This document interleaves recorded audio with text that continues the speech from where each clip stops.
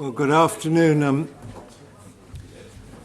A warm welcome to our witnesses for this public evidence session on the Northern Ireland/Ireland Protocol, otherwise known as the backstop.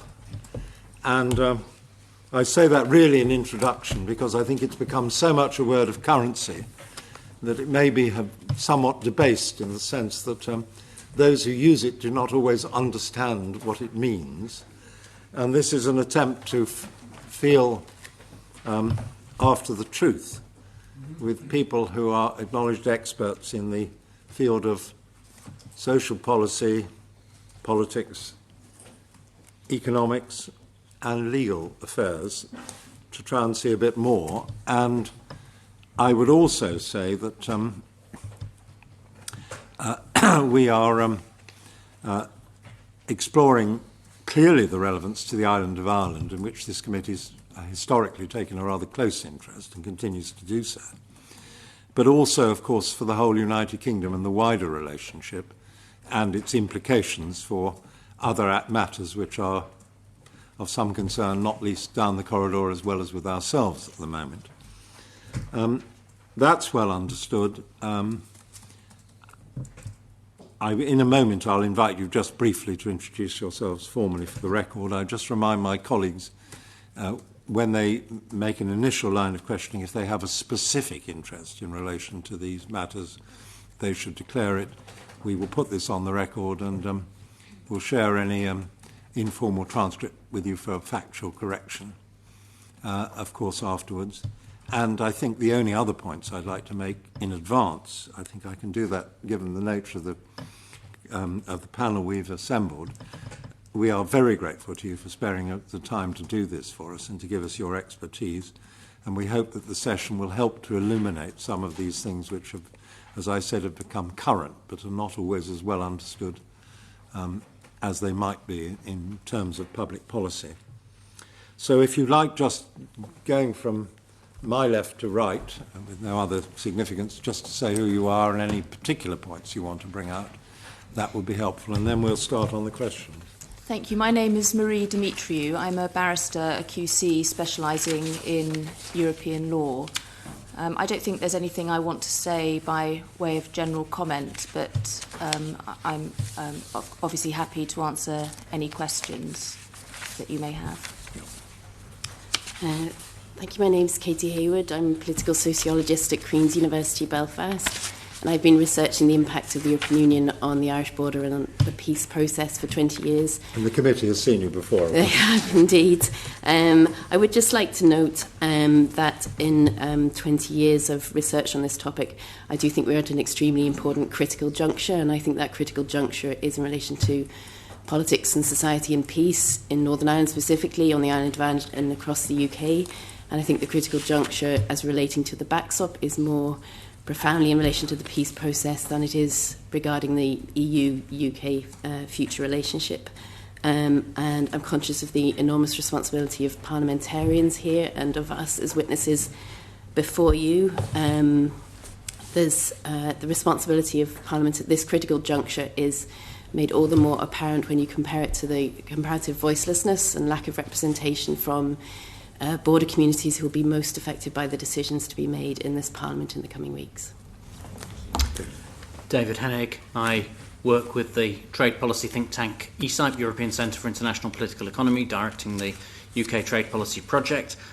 The only comment I want to make by way of introduction, seeing the rather daunting list of questions, is that it is difficult to be an expert in all matters of trade, all matters of border, all matters of pieces of paper that flow across the border. I will do my best to cover as much as I can, but please forgive me if I don't have the exact details of which trade agreements Turkey has or what the exact details of them are. I'm afraid that such a level of knowledge is beyond me and probably beyond any trade specialist.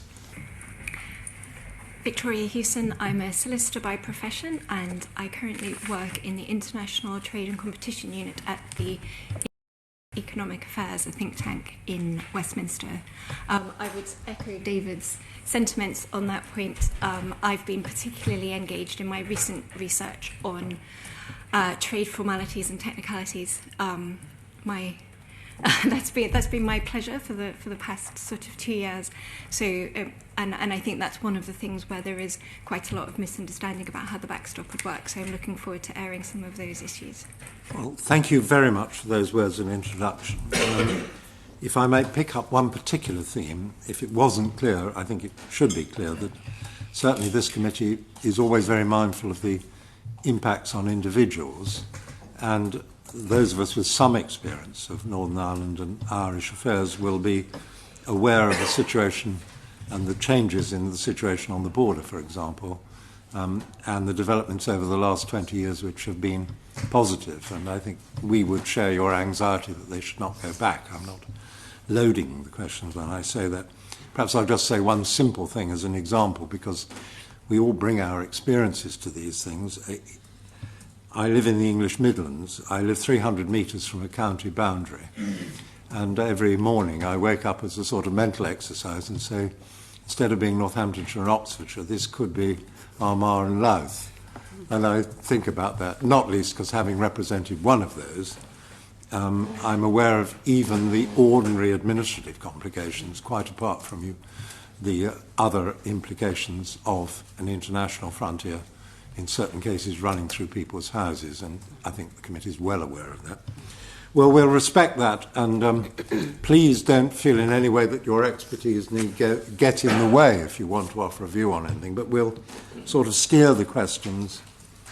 First one, I think, would probably not go to Ms. Hewson, but unless she wants to intervene, but the others may all have a view. In a sense, I'm rolling the pitch, kicking off for the committee, to ask you three if you would like to give us an assessment of the Prime Minister's attempts to reopen negotiations on the backstop following the vote in the House of Commons in favour of the Brady Amendment on the 29th of January. Any immediate reactions to that? I'm happy to answer, yes. Well, one immediate impact is, of course, deepening uncertainty and distrust of the UK government's handling of the negotiations from the point of view not just particularly of Irish nationalists, but more broadly of the business and civic sector in Northern Ireland, who, it should be noted, made quite a remarkable change compared to their usual practice in sticking their head above the parapet and actually coming out quite strongly in favour of the protocol as it has been laid out. That was unusual in Northern Ireland, and so they did feel betrayed somewhat by Can I just change. intervene on that? Yeah. Really for factual fill-in, because it's a question I might have asked later. Yeah. In terms of what might loosely be termed the various communities, Yeah.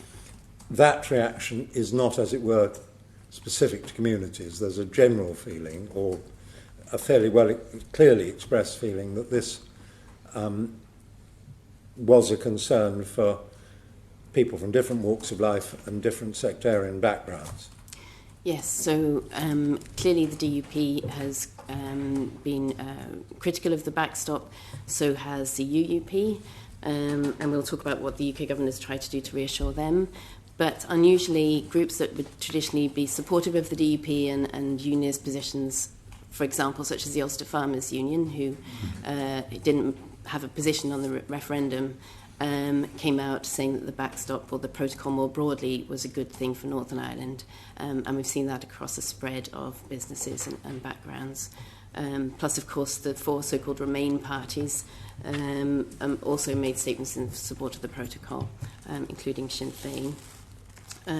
With regards to where we might be going on with relation to the backstop, I think the EU has been quite clear that it's not going to open withdrawal agreement again, most particularly not in relation to the Northern Ireland specific areas. More generally, it would have three questions to ask, I think. One is the backstop the stumbling block? So if changes were made to it, which would be very tricky, but if they were, would that actually produce a majority in favour of the withdrawal agreement? That's a pertinent question, I think.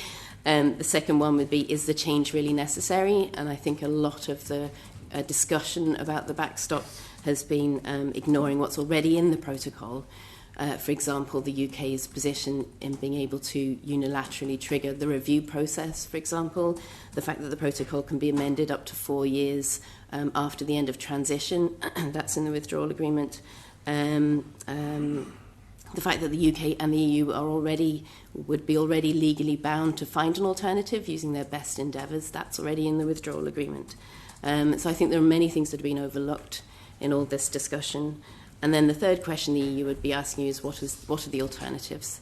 And focus on the technological solutions is really a distraction. I think technology just facilitates rather than substitutes for the rules and policy framework that are necessary. And such things as a Maltese compromise, if you look at it in detail, it does not avoid a hard Irish border. David, do you want to come next? Yeah, so I'm thinking of it from a negotiator's eye with my experience of Brussels, and the Commission and Member States have been quite unhappy with the reopening of the Brady Amendment. Because I think if we recall how we got to this point, we recall that there was an initial Northern Ireland only backstop, and the UK side, insofar as we can tell from outside, insisted that this was not acceptable, and I had a lot of sympathy with that view, and therefore it was changed to include a UK-wide element, and that to go back on that, quite a hard-fought negotiation as we understand it, to go back on that was seen as something that is not done really in negotiations. That to negotiate something and then say, actually, no, I don't like that after all, can we go back on it? And particularly in doing that without a specific set of requests or text to go with it. So if looking at the actual article, and it's already been mentioned that there are words there about a review mechanism. So I was looking at it earlier. If, for example, we gave a greater role to the bodies that were set up under the 1998 agreement in that review mechanism, then this would be something substantive that perhaps one could argue perhaps they didn't quite get it exactly right in the original negotiations. So a small change like that I still believe could be made, but to make a significant sweeping statement such as this is not acceptable is a very difficult thing to put into a negotiation at this point. Can I come back on one point? To what extent is there a feeling that this would amount, if the Brady Amendment were carried into a change in the practice, to a unilateral concession by the Irish government? I mean, obviously in the context of its continuing membership of the EU, and they would lose out of it? Or is there any merit in looking at a package which might include some elements which might give them greater comfort, as against other bits they might find less acceptable? This was very much a EU red line, and crossing red lines in negotiations is tricky enough during the actual negotiations. One is trying to find, are they really all red lines or are they not? Once both sides have said, look, we're real, this is the real red lines, and the real red line is there must be a backstop, and it must give a guarantee that there will be no return to a border infrastructure on the island of Ireland. To then want to cross that red line, that is extremely difficult. That is not something that would be part of a package. You're asking your negotiating partner to make a fundamental change, and that is not something that you're likely to see in the last weeks of a negotiation. Thank you. Marie, for the legal perspective. Yes, I would just add one point from the legal perspective, which is that I think it's important to bear in mind why the backstop is important from an EU perspective. It's not just about ensuring that there's no hard border on the island of Ireland. And I think it's important to appreciate that its importance goes beyond that. And I say that because if the backstop is triggered, so if it comes into force, then by definition, the United Kingdom will not be in the EU at that stage. It will be a third country. And what that means is that goods which come into the United Kingdom, including into Northern Ireland, if they come into Northern Ireland and there is free circulation into the Republic, so if those goods find their way into the Republic of Ireland, then they're in free circulation in the whole of the EU. And so all of the rules that the EU's built up over the years and promulgated to do with regulatory requirements on goods there's no way of ensuring that those are going to be complied with without certain checks. And that's why this whole issue is important from the EU perspective. So, yes, it wants an open border, but B, there needs to be some way, and this goes into the way that the backstop operates more generally, the protocol.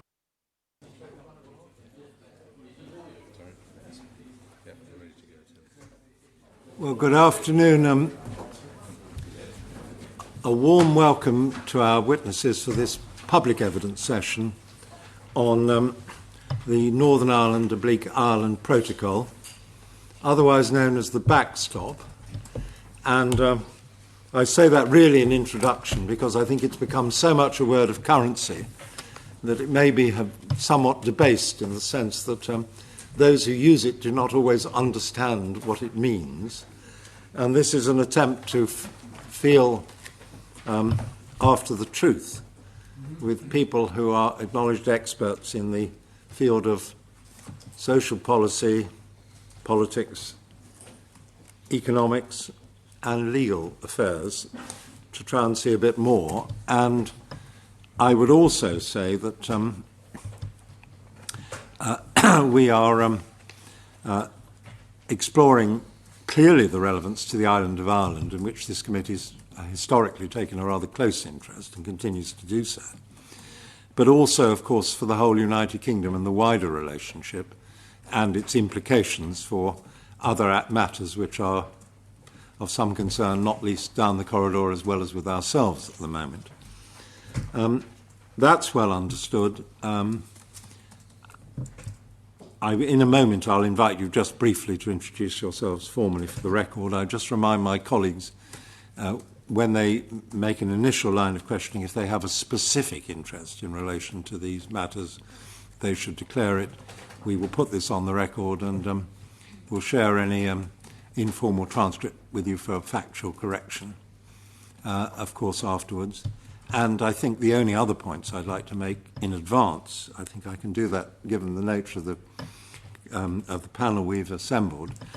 We are very grateful to you for sparing the time to do this for us and to give us your expertise. And we hope that the session will help to illuminate some of these things which have, as I said, have become current but are not always as well understood as they might be in terms of public policy.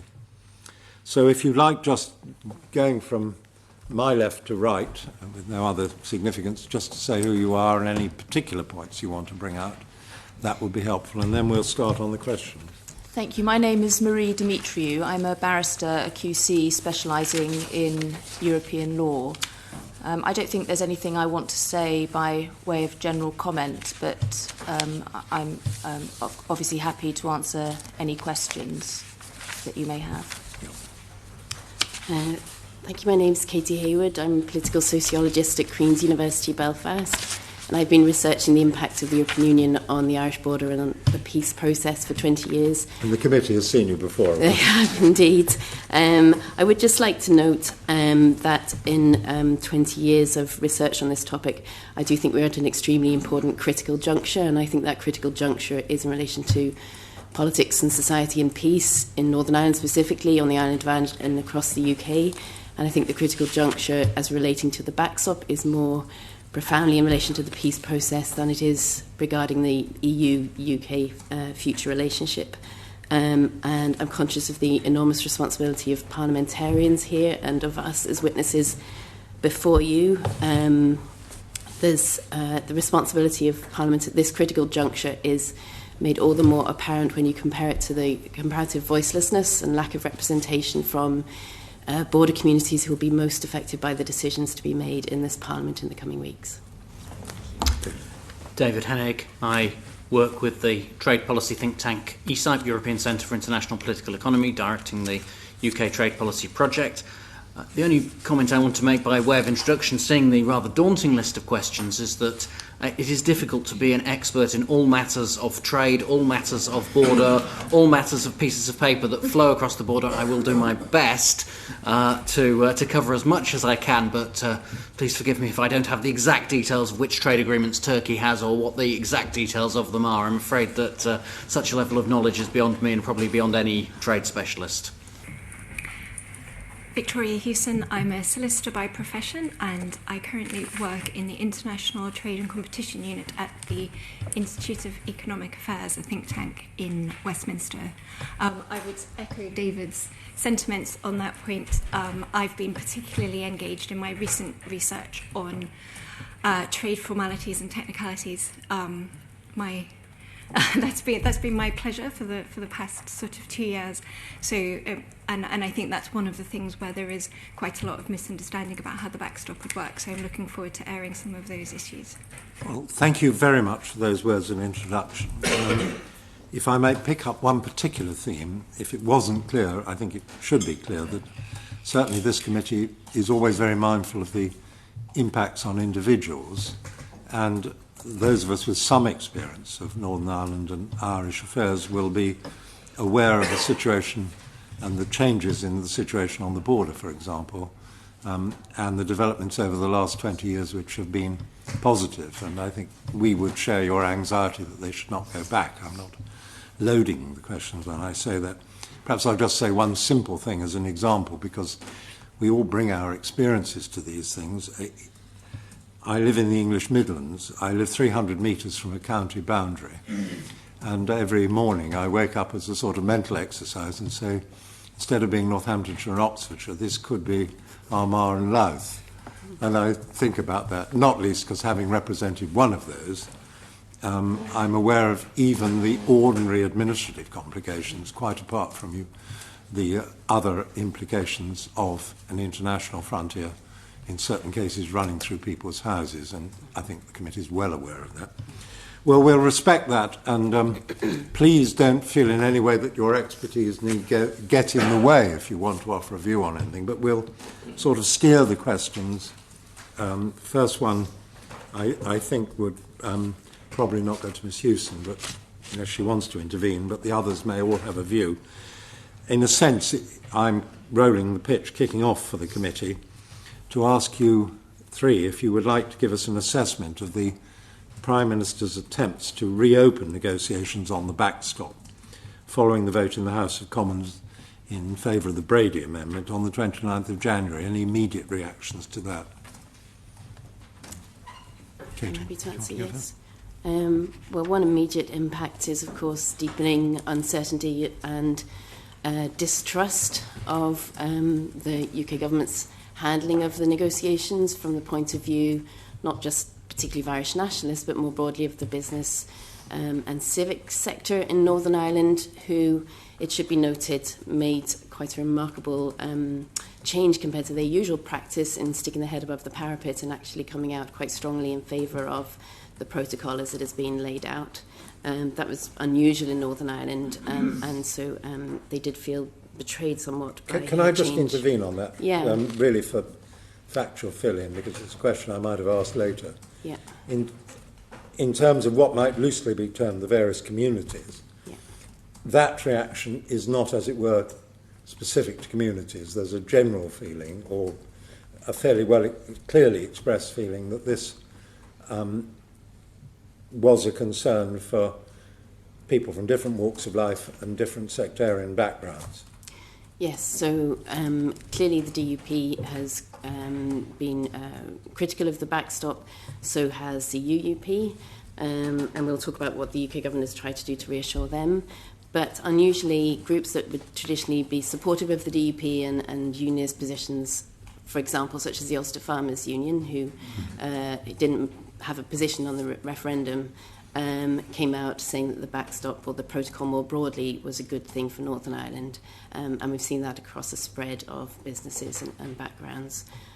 Plus, of course, the four so-called Remain parties also made statements in support of the protocol, including Sinn Féin.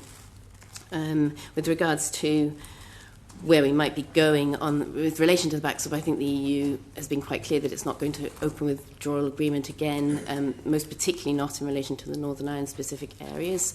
More generally, it would have three questions to ask, I think. One is the backstop the stumbling block? So if changes were made to it, which would be very tricky, but if they were, would that actually produce a majority in favour of the withdrawal agreement? That's a pertinent question, I think. The second one would be, is the change really necessary? And I think a lot of the discussion about the backstop has been ignoring what's already in the protocol. For example, the UK's position in being able to unilaterally trigger the review process, for example, the fact that the protocol can be amended up to 4 years after the end of transition, that's in the withdrawal agreement. The fact that the UK and the EU would be already legally bound to find an alternative using their best endeavours, that's already in the withdrawal agreement. So I think there are many things that have been overlooked in all this discussion. And then the third question the EU would be asking you is what are the alternatives? And focus on the technological solutions is really a distraction. I think technology just facilitates rather than substitutes for the rules and policy framework that are necessary. And such things as a Maltese compromise, if you look at it in detail, it does not avoid a hard Irish border. David, do you want to come next? Yeah, so I'm thinking of it from a negotiator's eye with my experience of Brussels, and the Commission and Member States have been quite unhappy with the reopening of the Brady Amendment, because I think if we recall how we got to this point, we recall that there was an initial Northern Ireland only backstop, and the UK side, insofar as we can tell from outside, insisted that this was not acceptable, and I had a lot of sympathy with that view, and therefore it was changed to include a UK-wide element, and that to go back on that, quite a hard-fought negotiation as we understand it, to go back on that was seen as something that is not done really in negotiations. That to negotiate something and then say, actually, no, I don't like that after all, can we go back on it? And particularly in doing that without a specific set of requests or text to go with it. So if looking at the actual article, and it's already been mentioned that there are words there about a review mechanism. So I was looking at it earlier. If, for example, we gave a greater role to the bodies that were set up under the 1998 agreement in that review mechanism, then this would be something substantive that perhaps one could argue perhaps they didn't quite get it exactly right in the original negotiations. So a small change like that I still believe could be made, but to make a significant sweeping statement such as this is not acceptable is a very difficult thing to put into a negotiation at this point. Can I come back on one point? To what extent is there a feeling that this would amount, if the Brady Amendment were carried into a change in the practice, to a unilateral concession by the Irish government? I mean, obviously in the context of its continuing membership of the EU, and they would lose out of it? Or is there any merit in looking at a package which might include some elements which might give them greater comfort, as against other bits they might find less acceptable? This was very much a EU red line, and crossing red lines in negotiations is tricky enough during the actual negotiations. One is trying to find, are they really all red lines or are they not? Once both sides have said, look, we're real, this is the real red lines, and the real red line is there must be a backstop, and it must give a guarantee that there will be no return to a border infrastructure on the island of Ireland. To then want to cross that red line, that is extremely difficult. That is not something that would be part of a package. You're asking your negotiating partner to make a fundamental change, and that is not something that you're likely to see in the last weeks of a negotiation. Thank you.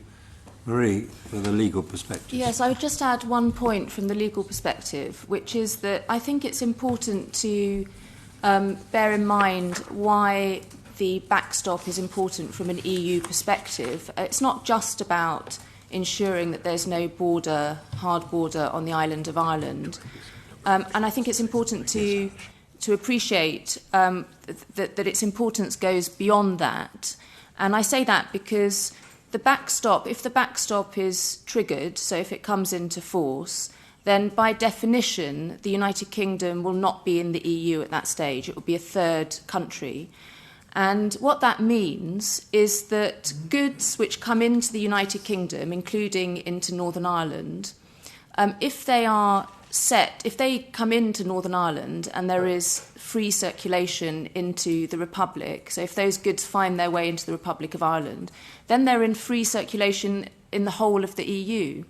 And so all of the rules that the EU's built up over the years and promulgated to do with regulatory requirements on goods, there's no way of ensuring that those are going to be complied with without certain checks. And that's why this whole issue is important from the EU perspective. So yes, it wants an open border, but B, there needs to be some way, and this goes into the way that the backstop operates more generally, the protocol operates, there needs to be some way of ensuring that goods that come into Northern Ireland are then suitable for circulation in the whole of the European Union if the EU project's not to be undone. And following that line of thought, if there were to be a no-deal scenario, which obviously we're not assuming because we're talking about the protocol at the moment, but if that were to happen, then the Ireland would have to assume certain responsibilities on behalf of the EU. Yes. Both to meet the EU's requirements and indeed the WTO's requirements. Yes, so effectively if there were no deal, then there would have to be a hard border on the island of Ireland, and Ireland would have to assume responsibilities, both on two fronts really, both because by definition the ambit of the customs territory would stop at the border between the Republic and Northern Ireland, and so there would have to be checks at that border to make sure that goods that had come in from third states Yes. Complied with all of the EU's customs requirements. But secondly, because there's a whole host of single market regulatory harmonisation directives that have been enacted which deal with standards for goods within the EU, and there would have to be checks to ensure that the goods complied with those standards too. So that's what would happen in the event of a no deal. And you're right to say that the Irish government there would be a large burden on the Irish government in those circumstances. And just one final point, I think Victoria may want to come on some of these legal issues as well on this. I have the impression, if only because there's a case currently subject to potential litigation in London relating to the European Medicines Agency, that there is the potential for arguments about the operation, for example, of a border, particularly in cases where there had been a no-deal situation, for almost, and perhaps you're metaphorically salivating at the thought in terms of your practice, private sector litigation about people arguing about whether there had been compliance or whether statutory duties have been fulfilled and so forth, which is a kind of an underpinning issue that you don't necessarily see on the surface of this discussion. Is that that's not being too extravagant, is it, to say that? No, I don't think it is. Even if one just looks at how the EU's operated up till now, there's been a lot of litigation about how the common customs tariff applies in each of the member states, because where you have a single customs territory, then the tariffs there's a single tariff. But there are lots and lots of cases that some of which have reached the European Court of Justice about whether a particular import should be classified, for example, as a nightgown or a dress, because the tariff is extremely different for each. And there's an interest in that being, there's an interest in that being interpreted the same way. Otherwise, you don't have a common application of these rules. So that's just looking at the situation so far, where you've had the same rules applying. In the event of a no deal, where there are very different rules applying, and the EU has to ensure that its customs rules are being applied properly to goods that come into the border, then yes, the potential for that kind of dispute is obviously much greater. Thank you. Victoria, your take on this? Yeah, I was just going to add that while I agree that the endeavour of trying to reopen the backstop in line with the Brady Amendment is clearly extremely challenging, part of the reason for that is that certain premises were accepted that will now be very difficult to revisit. For example, it's stated in various parts of the agreement and the associated guidance notes and explainers that the regulations that are to apply directly in Northern Ireland are those that are strictly necessary to avoid a hard border or are indispensable to avoid a hard border. And once you've agreed that in principle, it's very hard to go back and say, or maybe they aren't indispensable after all, or maybe they're not strictly necessary after all. And yet those are the exact parts of the backstop, the direct applicability of laws in Northern Ireland, that actually the critics of the backstop and the unionist parties in Northern Ireland have the most difficulty with. So it was always going to be difficult to reopen the backstop and renegotiate the basis of the backstop in any substantive way once those basic premises had been accepted, and once a particular definition of hard border was accepted that comprised not just physical infrastructure but general interventions away from the border as well. You know, clearly they set themselves a very difficult target to deliver in any other way than they have arrived at with the backstop. What does that mean in practice?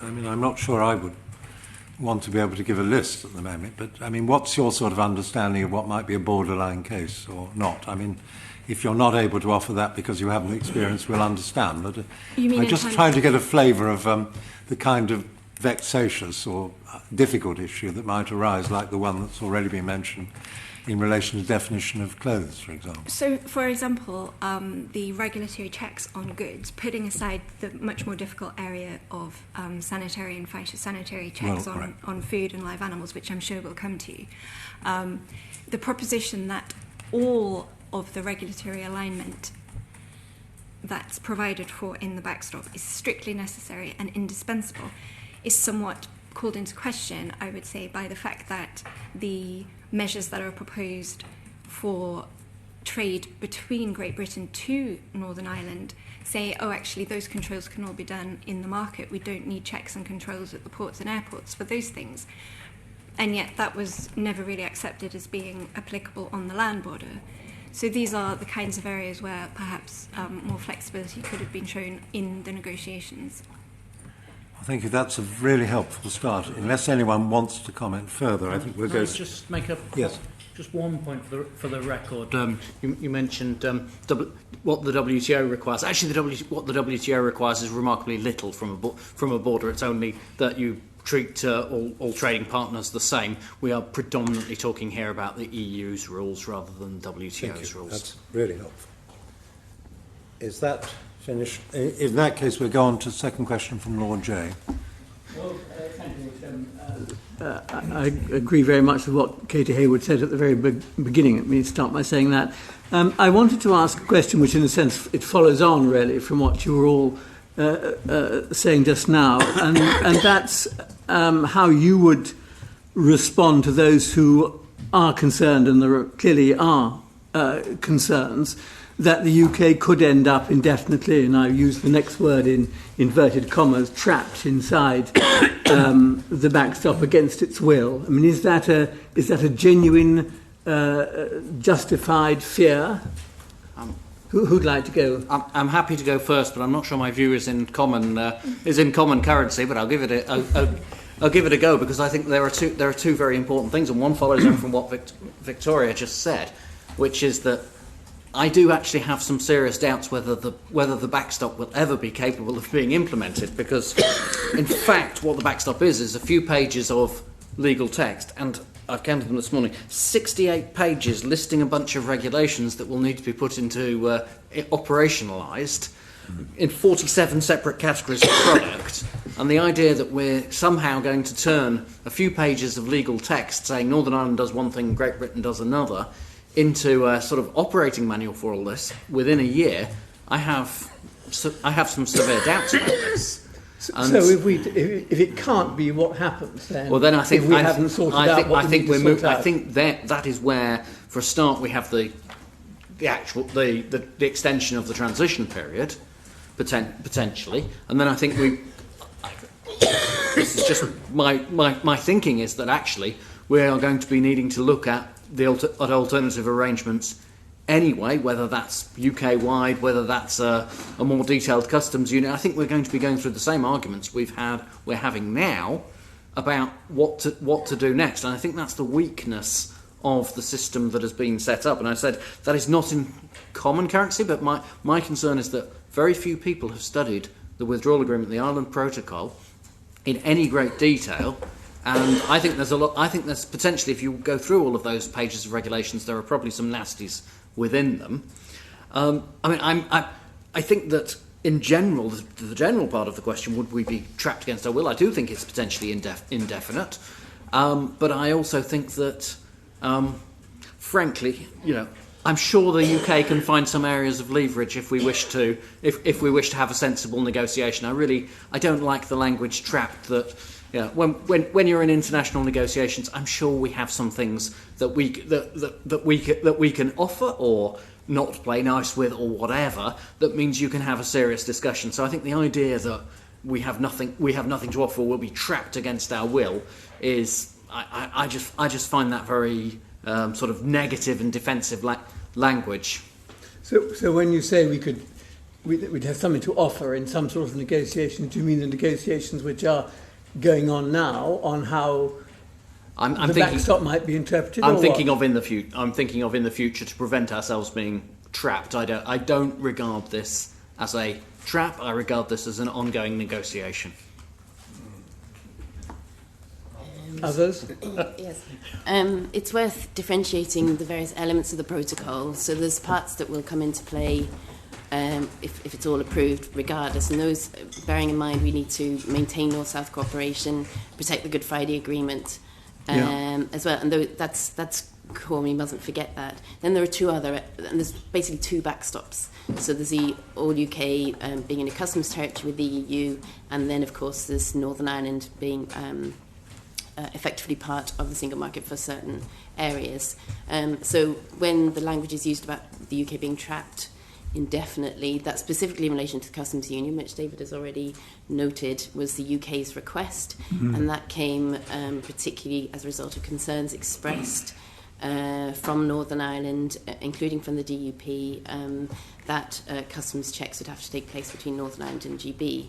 So then we have this sort of catch-22 that hasn't really been properly spelt out. So that is, if you don't have the UK in a customs territory with the EU, then you will, as Rhea's already said, then you'll have to have customs checks at the Irish border.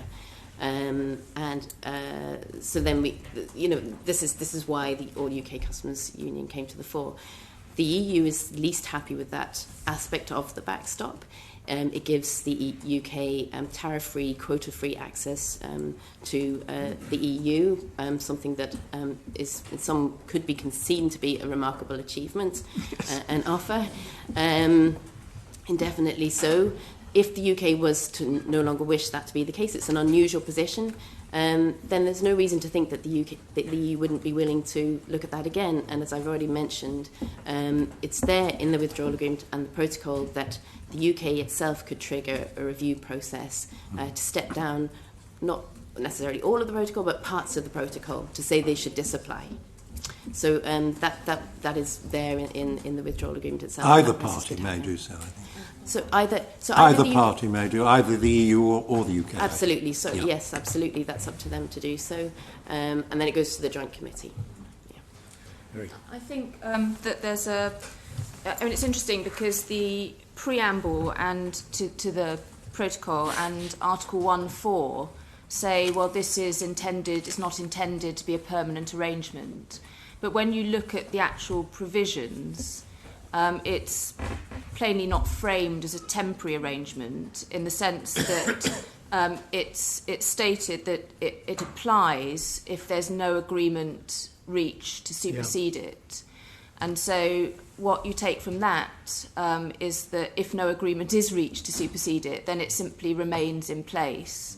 And there is a review mechanism which can be triggered, as we've just said, by either side. And so if either side takes the view that the protocol is no longer necessary, then there's a review mechanism which is triggered. But essentially, it has to be a consensual agreement to stop the backstop. And that's essentially what the Attorney General said in the advice which was disclosed. And I agree with that as a matter of law. I think that there's a subsequent question which arises, which I think the Attorney General also has expressed a view on. So I think that there's been some suggestion that because this protocol has essentially been agreed pursuant to Article 50, and Article 50 is all about withdrawal, then there may come some point in time, if the backstop goes on for a long period of time, where it sort of becomes unlawful because it has transmorphed into a permanent arrangement. And I've heard suggestion of that, I think, including by the Attorney General.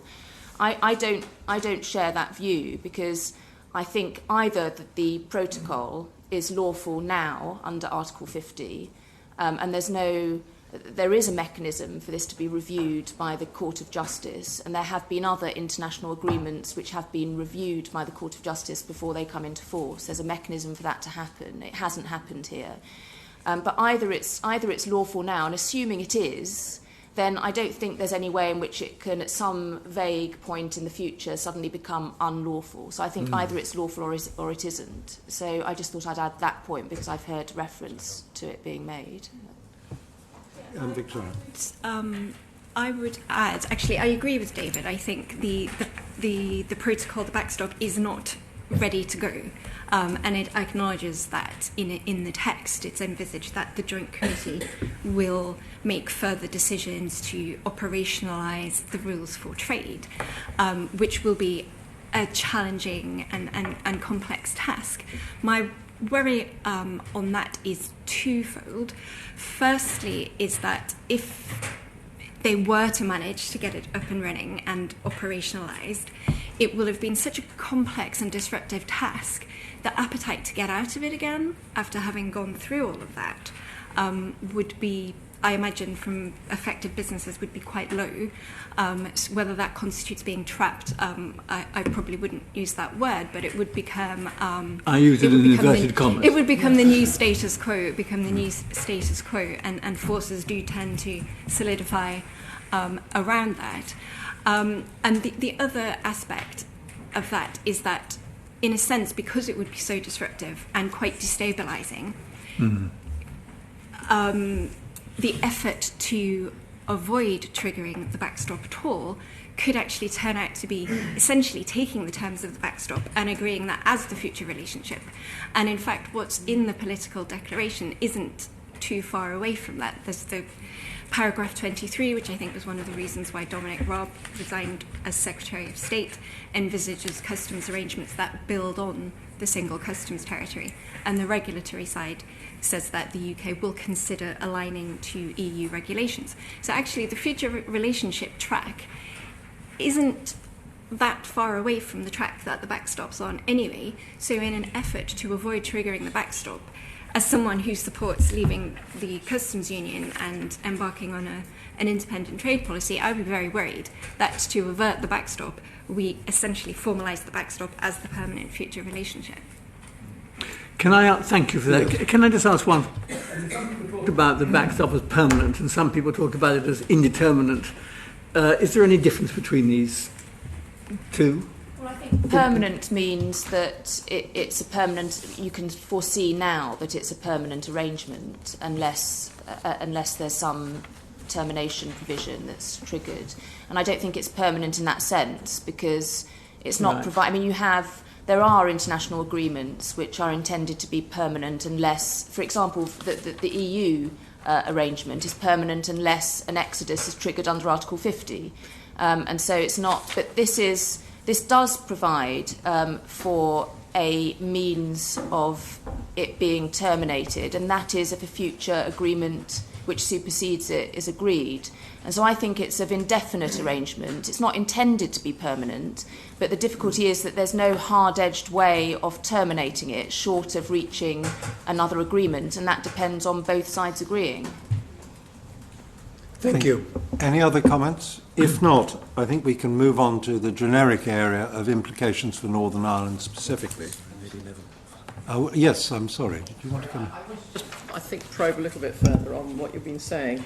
Let's assume that the backstop is open-ended.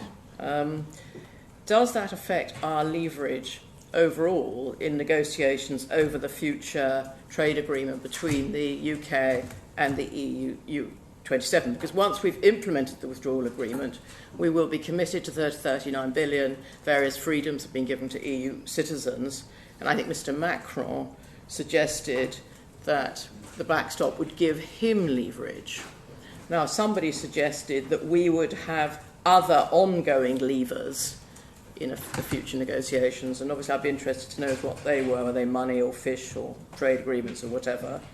I'm not sure the review clause that you mentioned quite works, because that has to be by agreement, because it goes to the joint committee and then it's got to be agreed. And my worry is, how do you agree something if you are in inverted commas trapped, which I think was the original question. I'll have a go. As Victoria might disagree. I mean, my take is that we in negotiations we will need to find the areas of leverage that we have.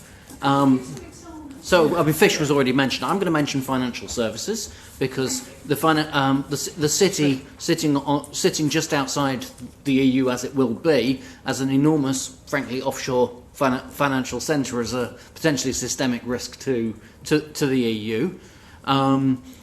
There are fears in the EU about what we might do in the future with regard to our trade or our regulatory policies, and we are going to be able to make more regulatory changes than we would have been able to as members of the EU.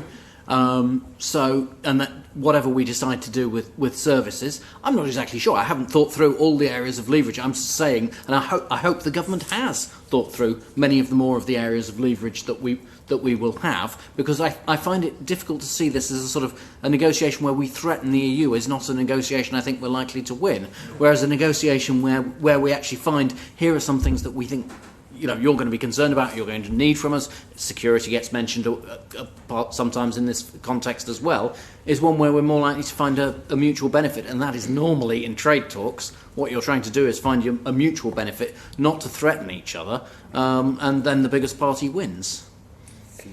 I mean, I'm heartened actually to hear that from David, because my fear had been somewhat the opposite, in that the backstop delivers for Great Britain as opposed to Northern Ireland. The backstop delivers a customs union, and that's really all.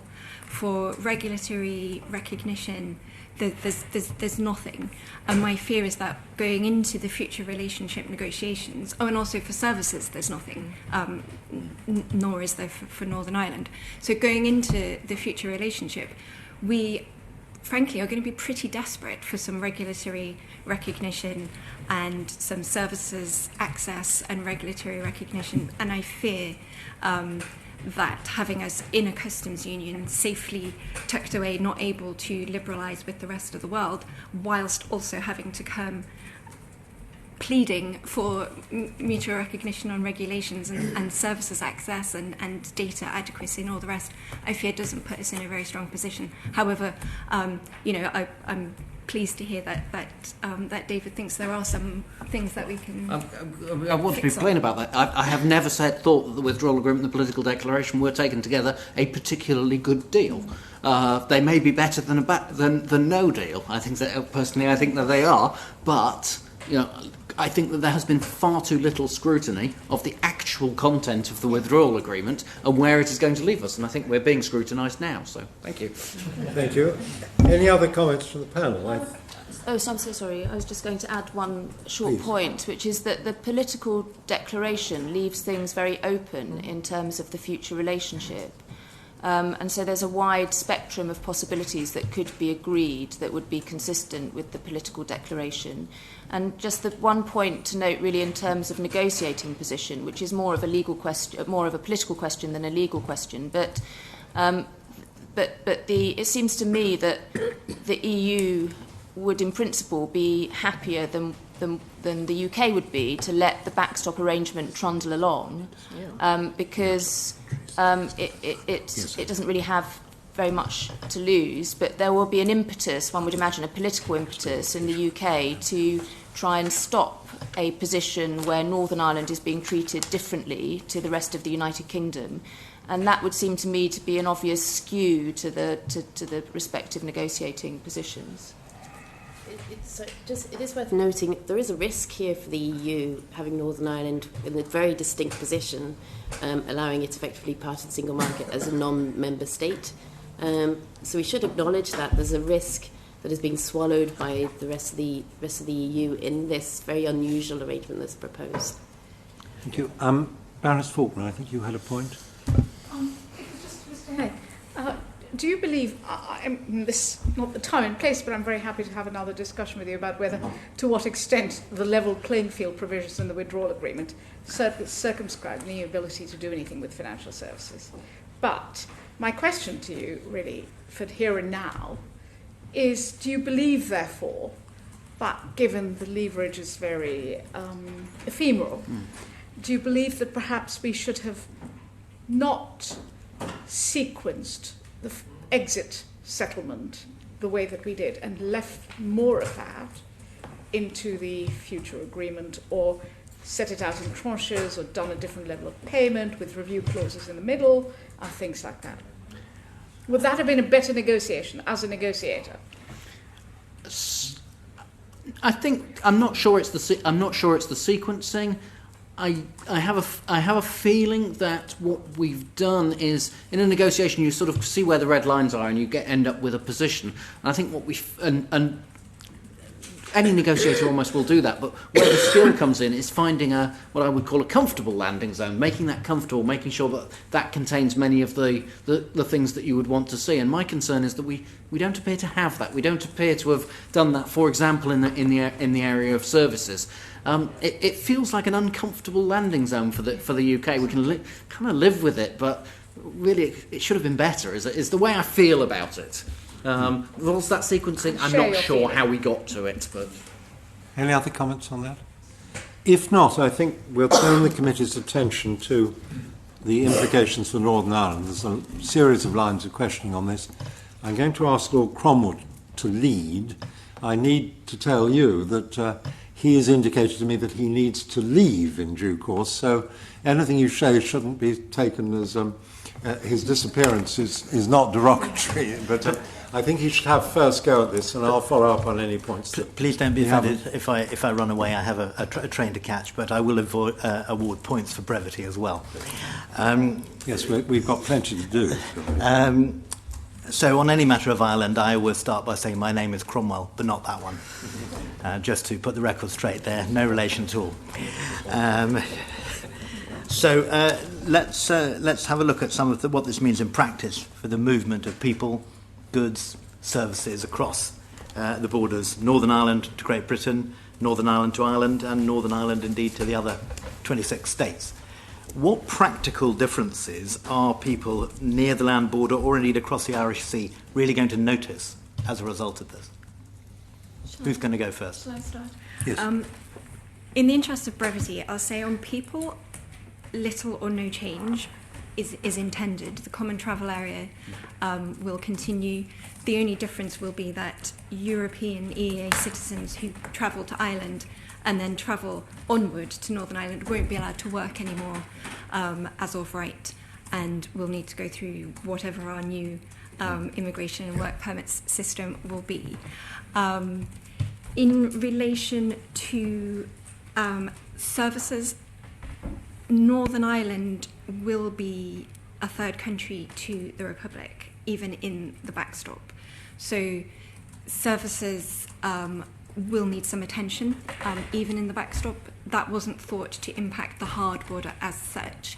But happily, I would say there are lots of things that Ireland can do independently to keep, for example, even if we aren't successful in negotiating this on an EU-wide basis, it is open to Ireland as a member state independently to continue to recognise qualifications and often other regulatory matters around services. So, for example, for the health system, which has been a big concern, free movement of doctors and nurses, recognition of qualifications there, it should be possible for Ireland to continue to recognise qualifications. You don't need an EU-wide agreement to do that.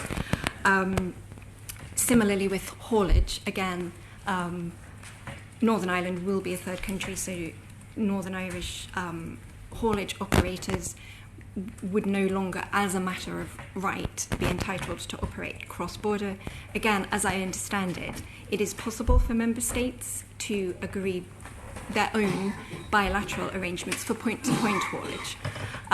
At the moment, the EU has asked member states not to do that, to maintain the unity, but in the backstop or potentially in a no deal, these are some of the things that could be accommodated bilaterally if Ireland wished to do so. Goods, as between Northern Ireland and Ireland, should notice no difference under the backstop. That is the intention. No physical infrastructure and no additional checks and controls. Northern Ireland stays part of the European Union customs territory, the Union Customs Code, the regulations for customs processing still apply, and broadly speaking, all of the regulations around goods, standards and regulations still apply in Northern Ireland. However, that does mean that as between Great Britain and Northern Ireland, there will be new barriers, not fiscal barriers as respects the actual tariffs, because the idea is that it's tariff and quota free because we are all in this overarching single customs territory together. However, there will be new formalities. A movement certificate will be required to move goods from Great Britain to Northern Ireland. This is a new formality.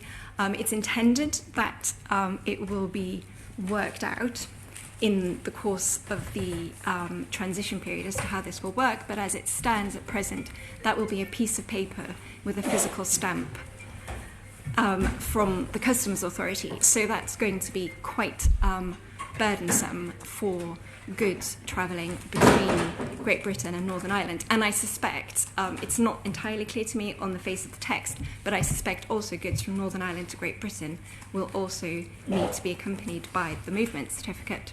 Finally, on regulations, between Northern Ireland to Great Britain, the intention is there will be no regulatory barriers and complete alignment of and recognition of regulation so that goods can continue to be sent from Northern Ireland to Great Britain. But the other way round, Great Britain will be a third country to Northern Ireland, so there will be checks and controls at the ports and airports on goods coming from Great Britain to Northern Ireland.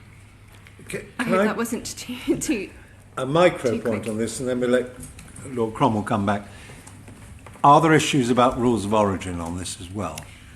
No. Vis-à-vis Northern Ireland and GB for shorthand? No, there won't be. This is why you have the movement certificate, and that's why we have a customs union as opposed to a free trade agreement. Thank you. Lord Cromwell. Well done on points for brevity and precision, thank you. Secondly, I think you anticipated my second point, which was movement between Great Britain and Northern Ireland and vice versa, and a sort of compare and contrast exam question. But can you just give her a flavour of the additional checks, including phytosanitary? How intensive are they going to be compared to what they are now? So at the moment, live animals are subject to checks and controls when they move from Great Britain to Northern Ireland.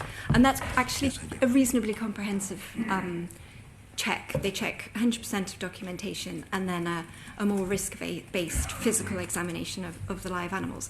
That will broadly continue. Potentially, they might need to up the intensity. But those checks will now be expanded out to cover all food and animal products. Will be checked on a third country basis, unless something better is agreed. But at the moment, they would have to have 100% documentary checks and a high level also of physical checks of especially meat and animal products, but broadly all food products. Other industrial goods would also need to be checked on a full third country basis, which is usually much lighter. And I noticed the Commission's guidance slides that were recently produced indicated that they would expect most industrial goods not to be checked at the ports coming into Northern Ireland. It would be dispersed in the market. But they do intend much fuller checks on food and animal products.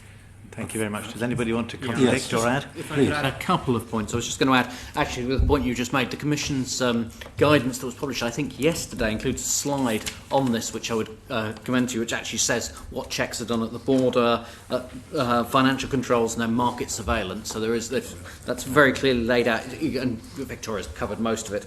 But there are some odd products on there which get tested at at borders, which I'm just learning on. The plastic kitchenware from China, 10% of that is checked at borders. Who knew about that?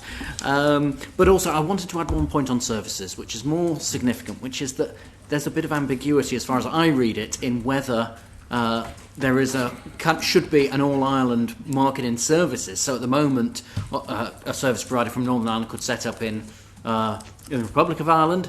It is not clear under the backstop that would still be allowed, but it seems to me, on one reading of the Common Travel Areas, that should still be allowed, because there is what's called a right to work within that.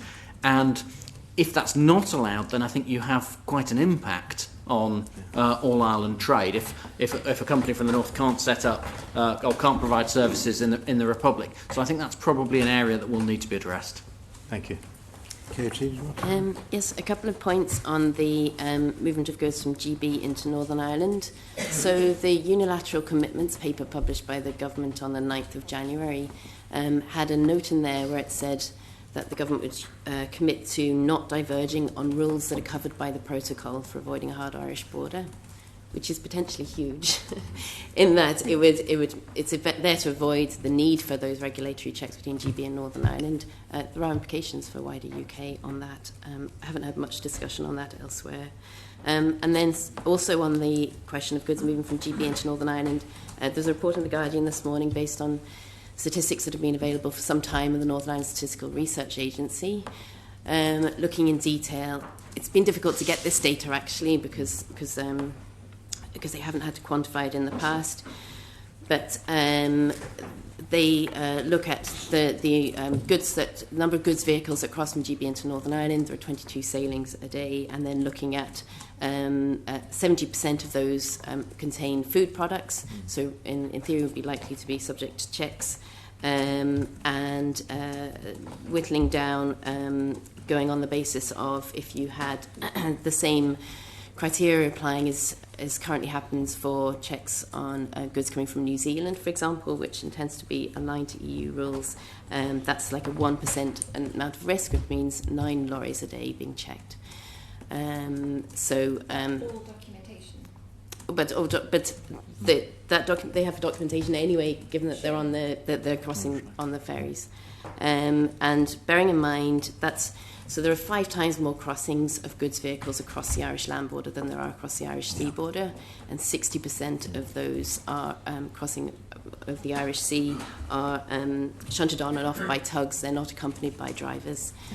So the implications of the checks are much less than they are for the Irish border.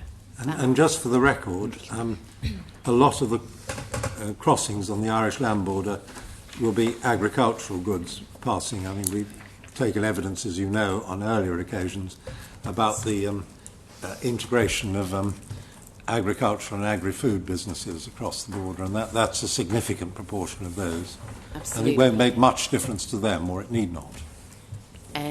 If there was no deal, if we didn't have the backstop, then they'd have to go through border inspection posts and those. But with a backstop, it should. With the backstop, there shouldn't be any. Indeed. Did you want to add anything? Just briefly, I think it's looking forward to goods, and particularly the movement of goods between Great Britain and Northern Ireland. I think it's useful to think of that to break it down into 2 categories. And so potentially there are checks that are all about making sure that the United Kingdom has properly applied the EU custom rules or their equivalents. Yeah. And that's what the UK movement certificate's all about, and that will need verifying. But then potentially there's another category of checks which is all about ensuring that goods that come into Northern Ireland and hence to the whole of the EU comply with other EU regulatory standards. And we know that Northern Ireland has to comply with those standards because those are set out in the protocol.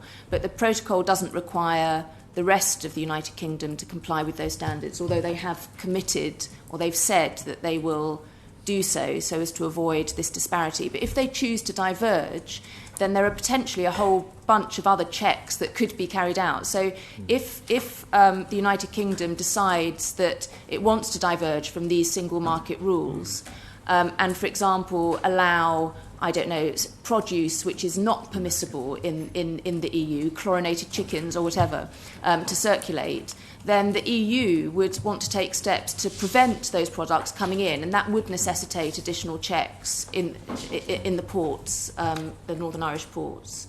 And then just one further sort of legal point, which is the difference between travel between Great Britain and Northern Ireland and the reverse.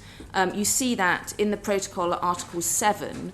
And so you see that Article 7 says that nothing shall prevent the United Kingdom from ensuring unfettered access from goods coming from Northern Ireland to Great Britain. So that is potentially, unless the United Kingdom wants to place barriers in the way of such travel, there's no reason to have checks in this direction. But in the other direction, there's simply a commitment to use best endeavours to reduce the checks. And so there's a clear disparity or lack of symmetry between the two sets of rules. Thank you very much. I think that's a very good moment, both for Lord Cromwell to get his train, and thank you, and also to move on seamlessly to the governance arrangements of this. Lord Risby. Yes, just under the umbrella of the online protocol, we just want to look at what arrangements are likely to operate, perhaps in practice. For example, there is the Joint Committee, there's a specialist committee between North and South, and finally there is a Joint Consultative Working Group. And I just wondered if it was possible to shed any light on how they might coexist and operate under this umbrella. I'm happy to talk to that. Yes, so you've noted the three main institutions there. So the Joint Committee would be responsible for managing the implementation of the protocol, of the withdrawal agreement overall, including the protocol. And we can assume that it would involve EU and UK representation at ministerial level. It'll be able to adopt binding decisions, etc. At the moment, it's minimally there to meet once a year, but of course, for example, if a review process is triggered, we could expect it to meet more often. The Specialised Committee, one of 6, of course, being set up by the withdrawal agreement. This one focusing on this protocol would be the focus of the work in relation to the implementation of the protocol. Again, in the withdrawal agreement, it says about meeting once a year, but we could expect it to meet frequently, perhaps monthly, for example. And this would be the main vehicle for dialogue and for UK input, but particularly Northern Ireland level input, which I'll come back to in a second. And it's meant to facilitate and consider proposals. So we can imagine that input from the 1998 agreement institutions would be quite critical for the work of this specialised committee. And basically this committee would be keeping under constant review the operation of the protocol, including in relation to North-South cooperation. So, for example, if there were new EU acts that may be relevant, it would be considered here at the specialised committee first. It would be expected that the European Commission and senior government officials would be attending this committee. And then finally, we have the very unusual institution of the Joint Consultative Working Group. So this is unprecedented in the EU in its relationship with a non-EU member state. It's a novelty. So there's a lot of potential here to be quite flexible and for having recognition, I think, of the unique circumstances of Northern Ireland. So in theory, it can be there primarily for mutual consultation and information exchange. Potentially, if we were ambitious from a Northern Ireland perspective, there's potential there for decision-shaping role, in that it would be the first point at which potential new legislation or the implications of EU legislation or indeed legislation within Northern Ireland could be considered and discussed in some detail. There's a lot of potential here for expert input, sectoral input, those sort of civic input, etc., into discussions that would be relevant for Northern Ireland. And as regards don't want to. But as regards where Northern Ireland could have a direct input, putting it simply, we can talk more detail about this, but putting it simply, that's up to the UK. So the rules of procedure for these institutions are not yet set, of course. They're still to be negotiated. And it's a domestic concern of the UK as to what it allows or enables or facilitates in terms of representation from Northern Ireland. And we've seen some precursors for this in the unilateral commitments paper of the 9th of January. One might argue that's not ambitious enough, and actually there is more scope there for including, as I say, business communities or the civic community as well in these institutions. Well, I realise it's difficult to define their roles because they have not been defined in a comprehensive way. But there is just one aspect of this. Of course, this is a devolved administration, and we don't have a Northern Ireland Assembly. Yet we have a proposition put forward by the British government that it should have a role, indeed, in triggering the backstop or getting involved. So I realise that this is murky territory, but if you could make any comment on how you think that that might work, but we have to have this thing functioning in the first place, of course. Yes, so in relation to democratic deficit, that may arise from these institutions, and I know that's been a concern that has been expressed. It might be noted there's a potential democratic deficit that already exists in Northern Ireland with the lack of a devolved executive and assembly. And so, as you've noted, what the UK government has put forward assumes the existence of the assembly and executive. It would be very important for them, of course, to allow for various different scenarios, such as direct rule, or indeed what we have at the moment, which is sort of dysfunctional devolution, if you like, as well as properly functioning devolution, which it assumes. And in terms of what it has promised in that paper, it talks about mandatory consultation, seeking agreement from the Assembly. There's a difference between seeking agreement and securing agreement, and of course the UK government would not want to have its hands tied behind its back by a devolved assembly, most particularly one or other party in an assembly, in terms of its international obligations. So there would have to be a careful balance there. And there's a lot of work to be done. I'm involved in some work at the moment within Northern Ireland in trying to consider how you might get Northern Ireland input. So, for example, if you wanted to be ambitious, you could ask for the Joint Committee to allow, if issues in relation to Northern Ireland are being discussed, for the Joint Commission to allow the First Minister and Deputy First Minister from Northern Ireland to be present and to have speaking rights, for example. And similarly too, if there isn't a devolved administration there, for senior officials such as the head of the Northern Ireland Civil Service, again to have speaking rights. What you're saying, actually, there are all sorts of domestic, if that's the right word, reasons for the Assembly not sitting, which have nothing to do with Brexit. But say they just couldn't get agreement on the language or whatever these issues are, there could be some functioning of the previous committees you were talking about, and there could be some input, as there is at the moment, from officials, for example, as a way of trying to address that particular issue of the deficit as a devolved administration. Yeah. Yes, and so in order to address that concern about democratic deficit, then we would need to think about how their position may be informed by wider society in Northern Ireland. Okay, thank you.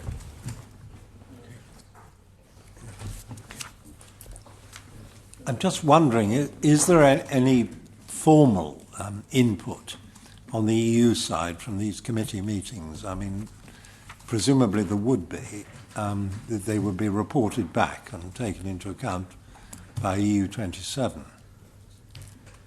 So, on the Joint Committee, if it works the same way as other similar committees for the EEA would work, then the EU would agree its position in advance, normally through qualified majority voting, before it comes to the Joint Committee, so that when decisions are made, it's confident of representing the full EU on that.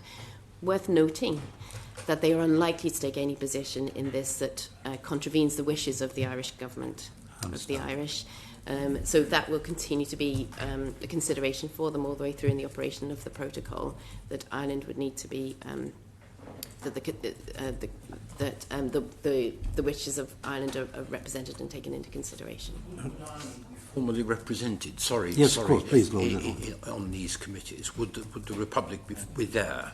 Well, the Council has already said that it would, yes, that it would allow Ireland or encourage Ireland to be present, yes, on that. So then this allows not to be present in the Joint Committee and the Specialised Committee. That hasn't been spelled out in detail, but it has made that commitment to Ireland. And similarly, the scope, therefore, for the UK to do the same vis-à-vis Northern Ireland, and I think the unilateral commitments paper is a step in that direction.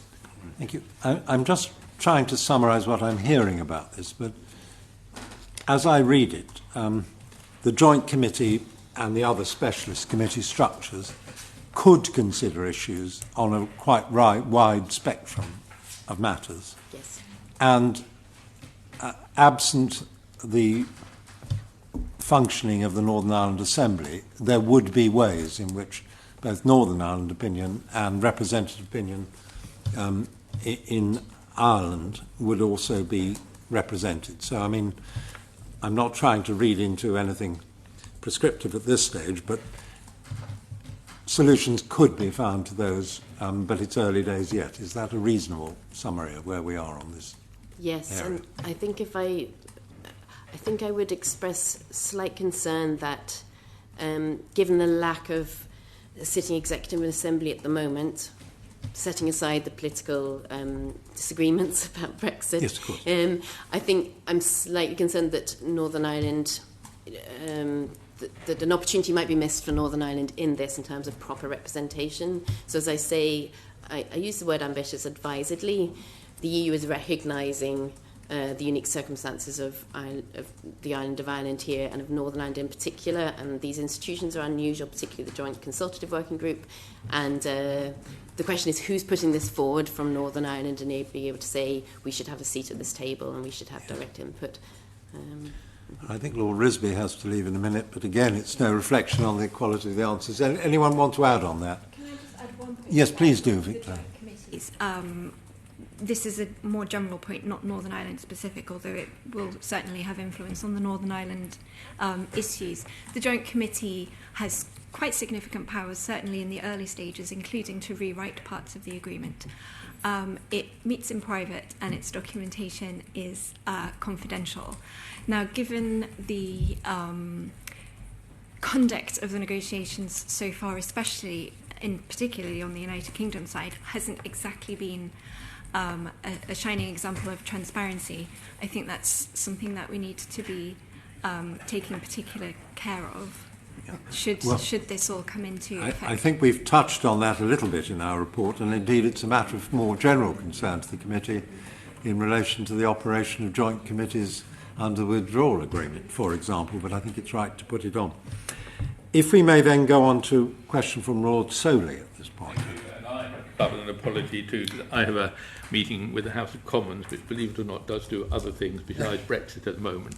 And one of them is to do with me, so I have to be there. So my apologies too.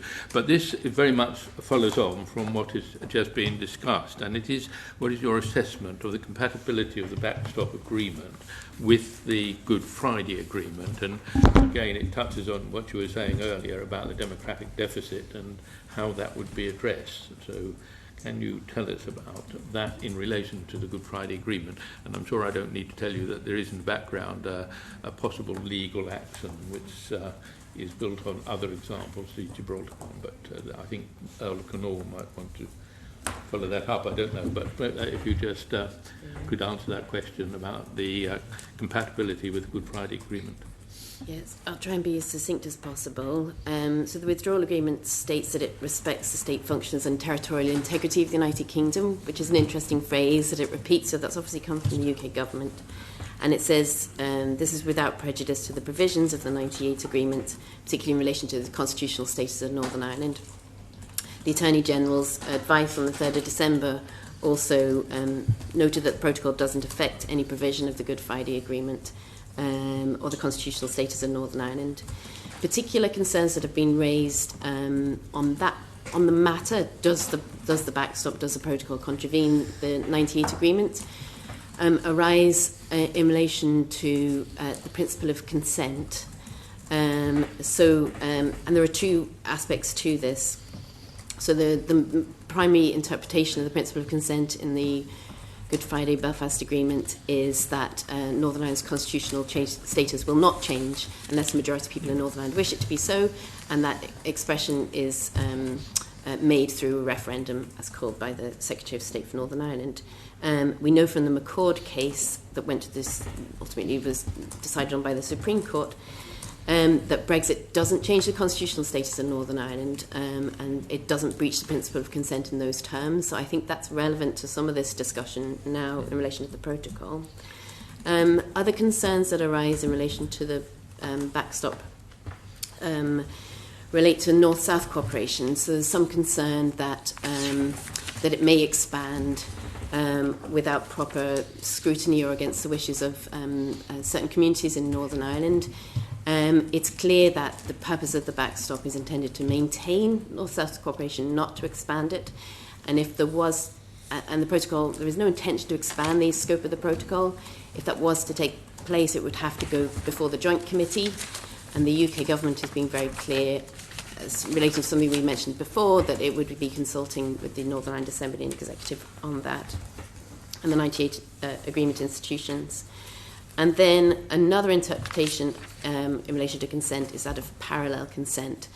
So this is a principle from the Northern Ireland Act that you need both unionist and nationalist agreements to certain aspects of devolved legislation. Actually, this isn't really formally required for something such as the protocol, which is an international agreement.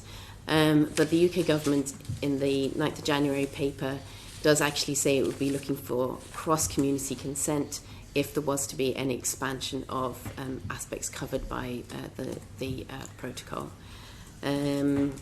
My overall assessment, having looked at it in detail and having very close knowledge of the Good Friday Belfast Agreement, is that it does not contravene the Belfast Good Friday Agreement, specifically for those terms, that it doesn't breach the principle of consent, nor does it sneakily expand what's already in place for North-South cooperation. They would still have to, in Northern Ireland, implement the European Union rules, and the argument has been that the democratic deficit is they will no longer be represented in the Parliament.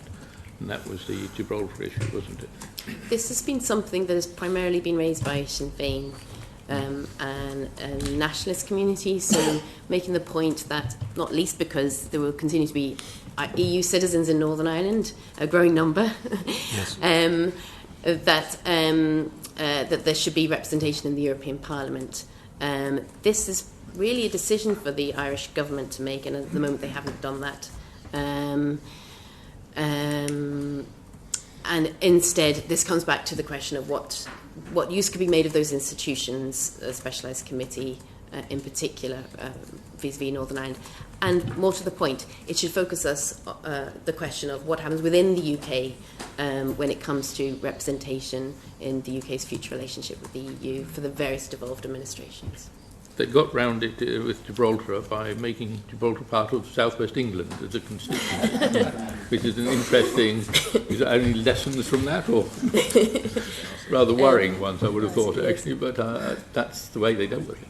May I just add something on that, because you're referring to the Matthews and United Kingdom case which went before the Strasbourg court, where of course the Strasbourg court held that there was a breach of the convention because essentially Gibraltar citizens did not have a right to vote in European elections, and so the argument applying that principle to this particular situation, the argument I think would run as follows. It would be that the protocol requires in Annex 5 Northern Ireland to comply with a whole raft of EU rules. Not only that, but the protocol provides that that's not those rules set in stone, but also as amended and as replaced within the broad scope of those rules. And so the argument would be that the EU will in the future be legislating in a manner which fundamentally affects Northern Ireland, but Northern Irish citizens will not be allowed to elect MEPs, and so there will be a democratic deficit in that sense. And so the question is whether the ruling in Matthews would apply in the same way to this situation, so as to render that contrary to the European Convention on Human Rights. And I think, it's a tricky question, and no doubt somebody will try to argue it. I think they're already arguing it now. For what it's worth, my view is that there's quite a fundamental difference between the two sets of circumstances, and a key difference is that in the Matthews case, it was, of course, exactly as you say, open to the United Kingdom to remedy the situation so as to give the Gibraltar citizens a vote.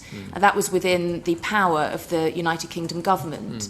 But in this situation, it would not be within the power of the United Kingdom to remedy that position.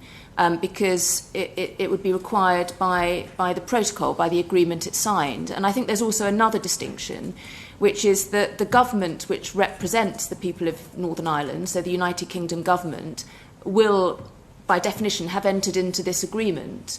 And so, in a sense, that's the expression of the democratic will of the Northern Irish people. So, in a similar way, it's not so very different to the people of Norway or the people of Ukraine having to comply with EU rules but not having a voice in the determination of those rules. So I think that's the key difference between this case and Matthews, which is not to say that the argument won't be run. Thank you very much indeed, and I do apologise that I have to move on. But yes, Victoria, would you like to come in on this? Just a couple of points. I don't entirely share Katie's view that there's no violations of the Belfast Good Friday Agreement. Principle of consent, I think, is certainly arguable. But I think the new interactions of the institutions that will support the backstop, should it come into effect, will have definite, certain effects on how the institutions of the Belfast Agreement would work. I think there wouldn't really be any way around that.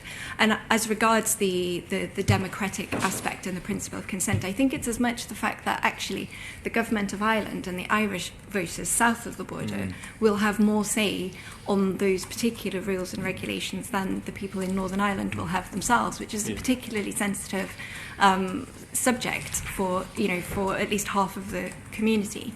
But however, the part of the Belfast Agreement that I think is particularly neglected here is the Strand 3 intergovernmental side between the Westminster government and Dublin, which is supposed to discuss matters of mutual interest between the entirety of the islands and seek to progress matters between them, which has clearly been completely written out, not only of the Article 50 negotiations, but in fact of the whole way the backstop will work going forward. And I'll also just throw another one into the mix, which is the Act of Union 1800, which I'm led to believe is still good law, has particular effects with respect to peers, and Irish peers in particular. But it essentially provides for free trade between Great Britain and what is now Northern Ireland, and in particular prohibits different treatment of the citizens of Northern Ireland in treaties with a foreign power. And that's a particularly interesting challenge, and I think is going to be part of that legal action that you referred to. Thank you. Lord Canoe, do you want to come in on this area? Me that implied repeal might come into play there. There was a third ball, and you've answered the first two balls, being the consent ball and the Matthews ball, very comprehensively, and thank you. But the third ball runs something like this, which is that the current iteration of the backstop is a non-runner.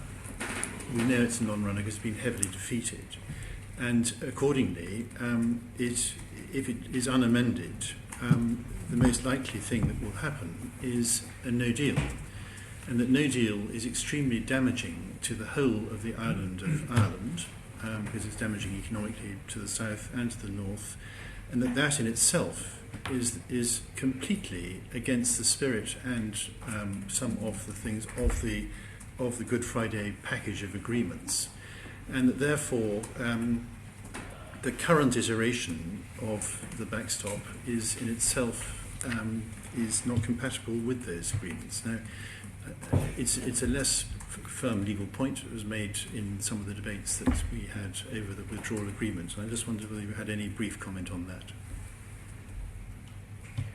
There's a risk in that of being seen to use Northern Ireland and the peace process as collateral. Perhaps we should move on. Thank you. I think we should move on, but just reflecting on some of this and a conversation I had last week separately, I think I'm right in saying, and perhaps you need no more than assent or otherwise, that there are potential for discrimination issues given that members of one community, typically but not always, will identify with EU citizenship or Irish citizenship, and others will not, for discrimination between those two vis-à-vis their representation, because one will say we have others representing us. And equally between those, shall we say, from the nationalist community who identify with continuing EU citizenship through their Irish citizenship, saying, well, if we're resident in Northern Ireland, we may not have exactly the same regime as those of our counterparts south of the border. I mean, those are both issues which are still potential to be opened up in due course, are they not? I'm not seeking trouble. I think we've found enough difficulties as it is, but you're smiling. But are you acknowledging that they are issues, at least for argument? So a profound concern is that it makes differences between British and Irish more substantive. And the good thing about the environment created by the Good Friday Agreement, especially in relation to Strand 3, and that relationship between Britain and Ireland, that has that enables people, and the majority of people in Northern Ireland feel both British and Irish. Yes. That actually all of a sudden now we have really substantive differences between British and Irish, and it makes a difference if you have which passport you have. And of course, this isn't just in symbolic terms, also practical terms, and then politically it's going to be exploited. I should probably just draw attention to the fact that last week I co-authored an article which more or less said that these were concerns, and actually we should be finding a different pathway, a new pathway of discussions on many of these points, because it seems that almost that the whole of Brexit has come to rest on Northern Ireland. That doesn't exactly seem right in any sense. Well, that's perhaps a good. Yes, Roger. Yes, of course. Sorry. One point on this. I read an article by an eminent Irish commentator whose name I can't remember, saying that. Contrasting the situation of a no deal where contrasting the situation of no deal with the situation where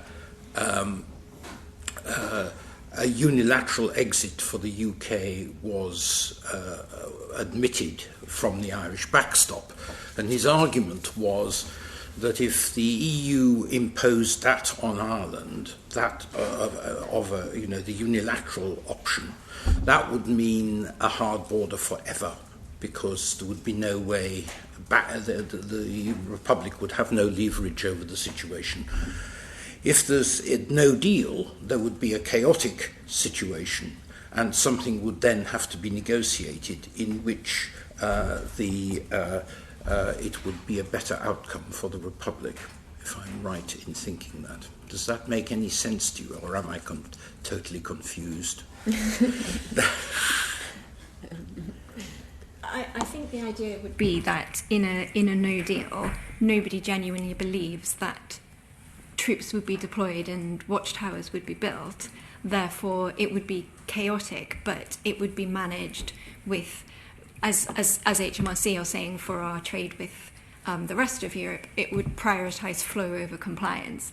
And you could do something like that at the Irish border in the short term. And then potentially, from what I understand, the argument to have been that you would then, both sides would then be incentivised to come back to the table and agree something more stable and more permanent. I think there's something to that. I wouldn't particularly relish the initial disorderly exit, but of course the other side of that is with the backstop. You suggested perhaps there would always be a hard border. Well, with the backstop, there would always be a backstop looming over the UK's future legal decisions, trade policy decisions in perpetuity, and that's why so many people have such strong views about it. Thank you. I think on that note, we might move on to the wider UK implications. I mean, I think we've had a very useful rehearsal of all those issues, but I'm conscious we perhaps you can spare us half an hour of your time to look at the other ones, and I think we'd like to look next at the implications of the UK's external trade policy. Baroness Faulkner. So it's a good point to pick up, Ms. Hewson, what you've just pointed out. Mr. Henning, you didn't much care for the word trapped. My question is going to directly allude to that. To what extent is the UK going to be trapped ad infinitum into the EU's single customs territory provided for in the backstop? And to what extent, the polite words are, to what extent will the UK's trade autonomy hindered?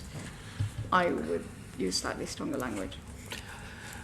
So I think that where I start from this is that trade policy is a whole spectrum of things, of which free trade agreements and being able to vary your tariffs is only one part of it. Should we say broadly common commercial policy, the EU's common commercial policy? Should we use that for shorthand? Yes, happy to use common commercial policy. It's one part of trade agreements. I mean, trade policy starts from frankly helping people, in disputes where their exporters are actually struggling to get their goods in, or they can't, other countries aren't following rules, and we'll see a lot more of that after Brexit, I would suggest. We have then, being able to vary your tariffs, being able to change your regulations, being able to have agreements on services, issues of trade defence and trade remedies, things that you can do at the World Trade Organization. There's a lot of things there, and what this single customs territory will do is it will take some of that away from the UK. Notably, that we will not be able to set our own tariffs. We will be bound by the common commercial policy. That's going to be, that is going to be a drawback. Firstly, we're going to need to mirror all of the existing EU free trade agreements. That's what we see from Turkey. They have mirrored some of them, not all of them, in order to make sure that we gain the tariff preferences that those countries will have of us. And then we'll have to keep that going for new EU negotiations, such as with Australia or New Zealand, or indeed Mercosur, if that ever comes to pass. We won't be able to do new free trade agreements with the likes of the United States, so that will be a drawback. On the other hand, the Secretary of State, Ian Fox, has made services a priority, digital services. Now, the most promising avenue for that, which is not terribly promising, is that the WTO was the Trade and Services Agreement. We would have absolute full freedom to go and try and restart that, and arguably that's the biggest single thing the UK could do. If we could make any difference to making that happen, that would have a really positive impact on UK trade. Are we trapped? Are we trapped? In one sense, yes. We will have less leverage to achieve what we want to achieve. Since, on the other hand, we don't yet know what we want to achieve, I would argue that at the moment we don't know the extent to which that's going to make a big difference. What are the examples of FTAs that are only trade in services? So we don't. There are no, because GATS isn't very comprehensive, is it? Well, I mean, it is a services agreement. It is comprehensive, if not particularly ambitious, is the way I would put it. But it was the first, really, of the global agreements in services, and trade and services agreement was to be the second, but it fell. It's sort of in cold storage over a dispute between the EU and the US, effectively. There are not comprehensive agreements in services. There's no reason there couldn't be. There are individual agreements in services. We've mentioned already mutual recognition of qualifications. Services barriers are typically tricky to remove in free trade agreements or anyway, because they're often about licenses, they're about qualifications. You can have individual deals on that. We have something in services that's very attractive to other countries, which is basically the rights to come and work here. Now, I'm not saying that could have its own tricky implications, but there is some, we have leverage there. So I think what I would argue is, yes, we lose a part of our ability on trade policy. We still maintain a certain set of ability, and I think that the analysis you would have to do is, what is it we were hoping to do? Could we still do some of that? And which bits were lost? Undoubtedly, we will lose some ability. Do we gain more benefit from, say, still being part of an EU-Japan deal? So could I just ask you for clarification? So we would not be able to do any trade in goods, any FTAs of trade in goods? No, we would do. We would need to, but they would need to mirror the EU's trade in goods. Follow them around. Yes, we follow them. So we would just shadow whatever trade deals the EU does. And there's another... Yeah, please. Well, we have to ask. We'd have to ask the other country to let us join in. They wouldn't be obliged to. So they would get all of the benefits of our market access to our market, but the EU couldn't compel them to reciprocate for our benefit. Okay, and there's one other thing. This is for my information. So the way I understand it at the moment is, we're going to get some questions on Turkey, so I'll try not to use Turkey as an example, but if the EU, under this system, if the system were to happen, if the EU did a trade agreement, an FTA with another country, naturally the UK wouldn't be present because it would be a third country. The UK would have to apply all of the access rules of that EU trade agreement with a future third country, including the UK would need to also accept all the goods, services and other provisions of that rule without being able to access the market of that third country as an EU member state. I think only the goods. It's only the goods provisions. It's only the goods, not services. But I mean, yes, it has an impact. So if, for example, we suddenly, the EU negotiated a new agreement with New Zealand that said that New Zealand could provide even more lamb than they do already into the EU market, potentially that has, could have an impact on UK sheep farmers. I mean, it probably won't, because New Zealand can't fill their quota already. But the point is there that yes, it could impact us now. And again, within the customs union that is defined within the backstop, we have very few rights of consultation, and it would have been something that I would be concerned about going into, is how little we have of the right to be.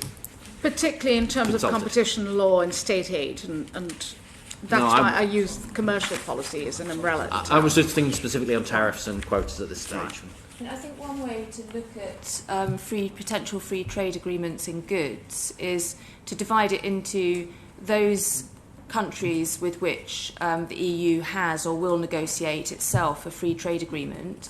And as far as those are concerned, then the UK can do the same thing on the same terms, but there's a sort of imbalance inbuilt into the system, because even without such a trade agreement, those countries have access to the UK market because of the customs exactly, that's union. The point I was trying and so there's not much of an incentive for them to negotiate with the UK. Exactly. And then with regard to the second category, which are that whole host of countries in the world with which the EU doesn't yet have a free trade agreement, then there's no ability for the UK to negotiate a separate free trade agreement. So I'd look at it in that way.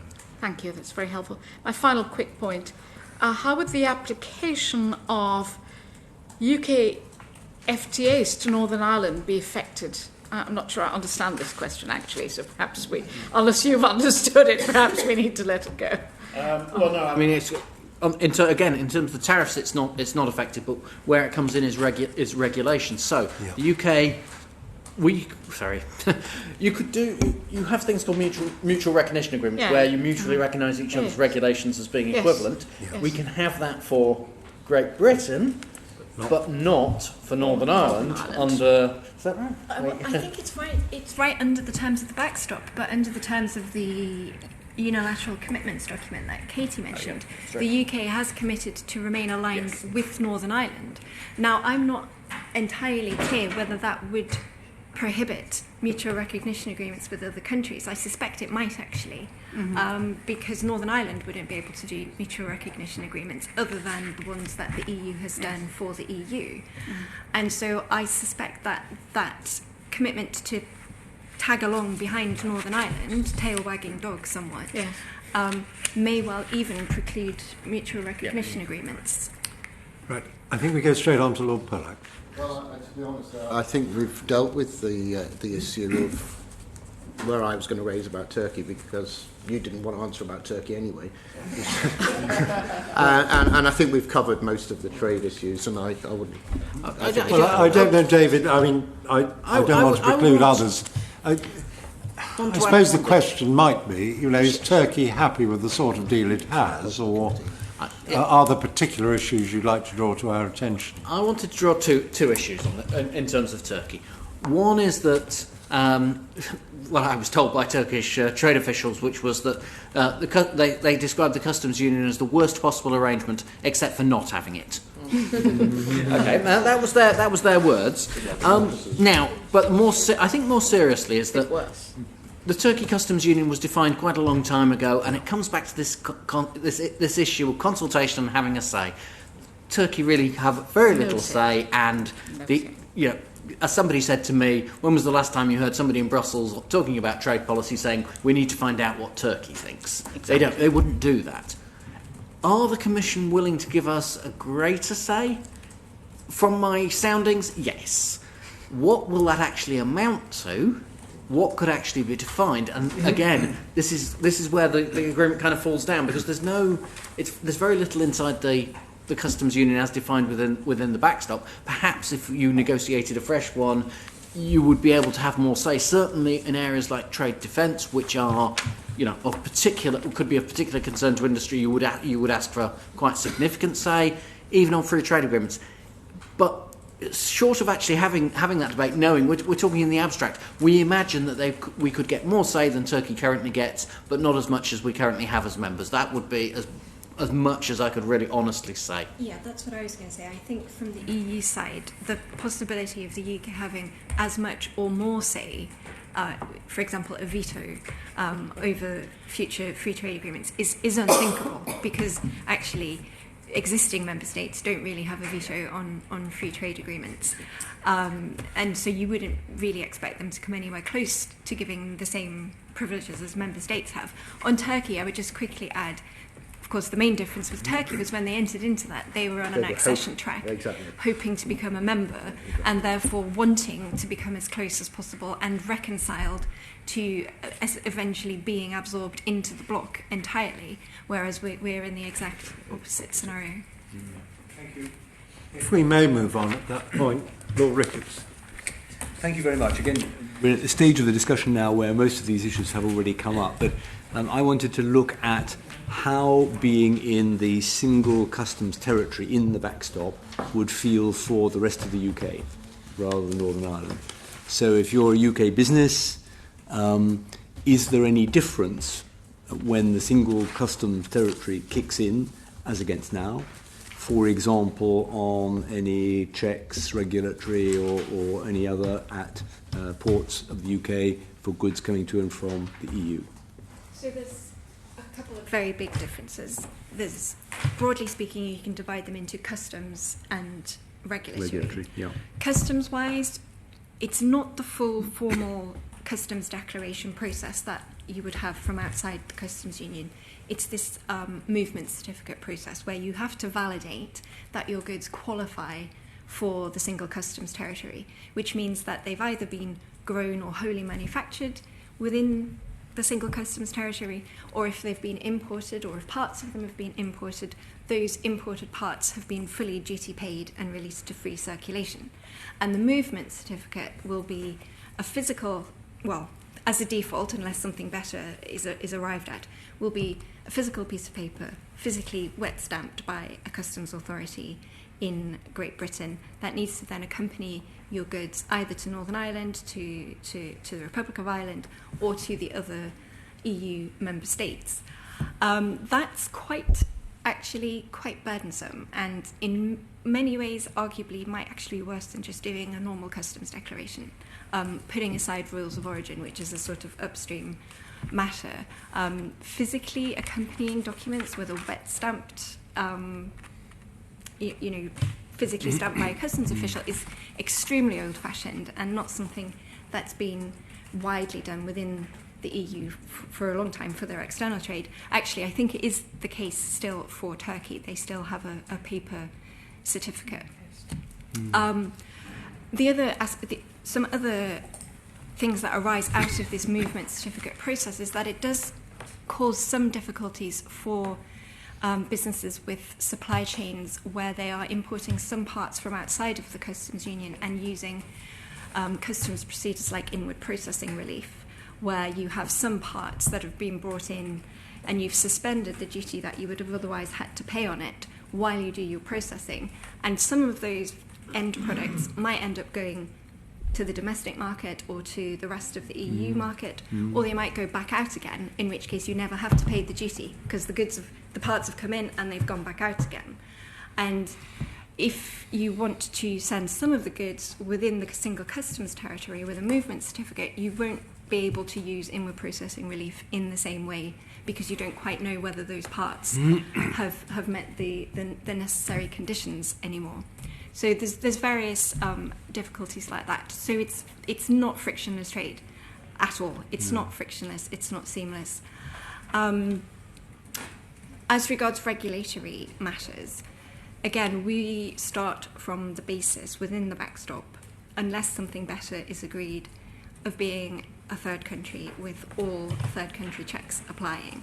There's no mutual recognition of regulations, so as a default matter, all SPS and all other checks on industrial goods that would customarily be carried out on a country with no regulatory arrangements would apply to goods going from Great Britain to Ireland or to France or the Netherlands or wherever it is. I think everyone's reasonably confident that that's not how it will transpire in practice, but it does leave us in a fairly weak position having to seek those additional agreements.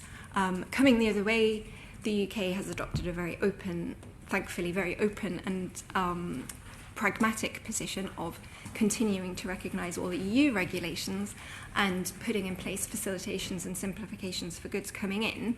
So at Dover, there won't be huge amounts of checks, certainly not on fiscal matters and, certainly not on regulatory matters, because we still accept EU goods are as good as they were from one day to the next. But the other way around, we simply are awaiting and hoping that the EU will come to some pragmatic arrangement and recognise our regulations. And I should emphasise, this is irrespective of the substance of our regulations staying exactly as they are and aligned. The EU could still say, yes, they are aligned, but we still need to check. Yeah. So there's an inherent asymmetry. Yeah. Yes, huge asymmetry. And not in our favour. Anyone else want to comment on this? It's just worth noting, I mean, that's got nothing to do with the protocol or the backstop. That's just the effect of leaving the European Union. Well, yes, but it is what would apply But under the it's backstop. what the backstop requires so as to avoid checks between Ireland and mainland Great Britain is to have a single customs territory. In part, well, some of it is the way we've negotiated as well. I wanted to just add in 3 points. Add in 3 points to that. One on the movement certificate. Now that is part of what has been said in the text, that detailed provisions can be negotiated until July 2020. So if, in theory, that was the absolute biggest priority, perhaps we could do something about that. But it does come back to the point about, going into detail and knowing what our priorities are. Yeah. Interesting point about the sort of products coming in that we will be open and that the EU won't be. Well, A, is that a good negotiating position? B, will we continue to be so open? Because if the first thing that what's the first thing that goes wrong, and you get the tabloid frenzies of how dare we be so open to EU goods coming in? Let's not assume that it's us who are going to be always open. I mean, I share the hope that we will actually be, and that we believe that EU products are safe. But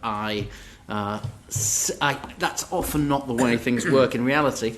And third, A friend of mine would never forgive me if I didn't mention services. You know, what's the biggest difference here? There is nothing whatsoever in the customs backstop about services, and you know that's worrying. I mean, if you actually were ever to go into the backstop, where basically we have no services agreement whatsoever with the EU, that doesn't feel like it's a great deal for us. But isn't the point that we're still to negotiate the future relationship? Yeah. So the backstop isn't the landing point. And all that is still to be Not if we negotiated. agree to the customs. But if we're in the backstop, we have the single customs territory, however that's defined, as I understand it. Yeah, and I think there is a worry, and I have it because I've been doing some research on this, that if you go into the backstop, then there's actually a big change in trade. So let's say we are negotiating the future relationship. We fail to do so by 2020 or whatever the deadline we're now putting on it, 2021, I'm not sure. We know how long the EU takes to negotiate a trade deal, and it's 5 years typically. You're in danger of actually having multiple transitions with the backstop. You have a transition period. Let's say you have a transition period to December 2020, then potentially a backstop, and then the future relationship. So taking Katie's point is correct, of course. But again, this is where the backstop is actually it's an uncomfortable place. I mean, I myself have always thought that it would be just easier to say we carry on rolling over the transition period until we actually get to the future relationship. But it's quite a contrast with what we've heard from ministers like Mr. Gove, with it, being in the backstop is so fantastically advantageous to the UK that nobody would want us to be in there or to stay in there very long if we got there. But what you're saying here is it's a very I saw that question. I struggle. I'm sorry, but I like to. A lot of people think that I'm terribly biased towards the EU. I struggle to see how this is such a wonderful deal. I mean, the EU has many relations with many different countries of many different types, and this is just another one. I don't think this is particularly good or bad. I'm not sure it's terribly stable, as I've said before. I think Dr. Hayward wanted to come Thank in. you. On that, I mean, we're being discursive. We're now on to some of the interesting political takes on it. I don't know if you want to add anything, Alison, on that. In effect, you just we've answered that effectively. But it was. I think. Ask it again. No, I think Dr. Hayward did, if I'm not mistaken, much earlier on, make a sort of positive reference to the backstop. What is your interpretation? You've already said your interpretation, Mr. Hennig, of Michael Gove's suggestion that it might be allowing us to cherry pick, but could the others give their interpretation of and is there an element that is uncomfortable for the EU in the backstop? Is it in some way a concession? So I would say that the backstop is messy and it's clunky, and I'm sure the EU isn't delighted with it. But for us it has huge downsides, from democracy, lawmaking, competitiveness, trade policy, the integrity of the Union of the United Kingdom. Huge downsides. For them, they keep us tucked away in a customs union. So that's quite it sort of really dampens down our potential competitiveness, and limits what we could do outside of a customs union. I think at that point we bring in Lord Whitty. Well, we've more or less covered the ground, I think. I mean, going back again to Dr. Hayward's exchange with the chair early on. I mean, there are those who say this backstop, this argument is stopping everything happening. It's the tail wagging the dog. And some of those include businesses in Northern Ireland. Let's just accept the backstop for now. It's less constraining than actually continuing to have to follow the EU rules through the transition period. We're in a better negotiating position. We get this out of the way. Let's take the backstop for now and start negotiating everything else from there. Is that a potentially viable argument? I mean, it's also true, of course, that a lot of the rest of the United Kingdom regards the argument about the backstop as being a bit of a block on progress. So we have to be careful not to think of the backstop as being the landing point. It's not intended to be that. And I think it's understandable that there's so much scrutiny of it, rightly so, because it's the only thing we know for sure about the future relationship. Well, not for sure, but it's the only thing we've really got in writing that could be legally binding in relation to the future relationship. That's all perfectly understandable. One thing, we could expect the actual elements of the backstop or the protocol to change over time. So if we have, let's just presume for the time being, that we have the future UK-EU relationship negotiated and agreed and coming into play, perhaps elements of the backstop then could be taken separately and form separate agreements that could be treated as in a different way to a backstop that's appended to, to a protocol that's appended to the withdrawal agreement.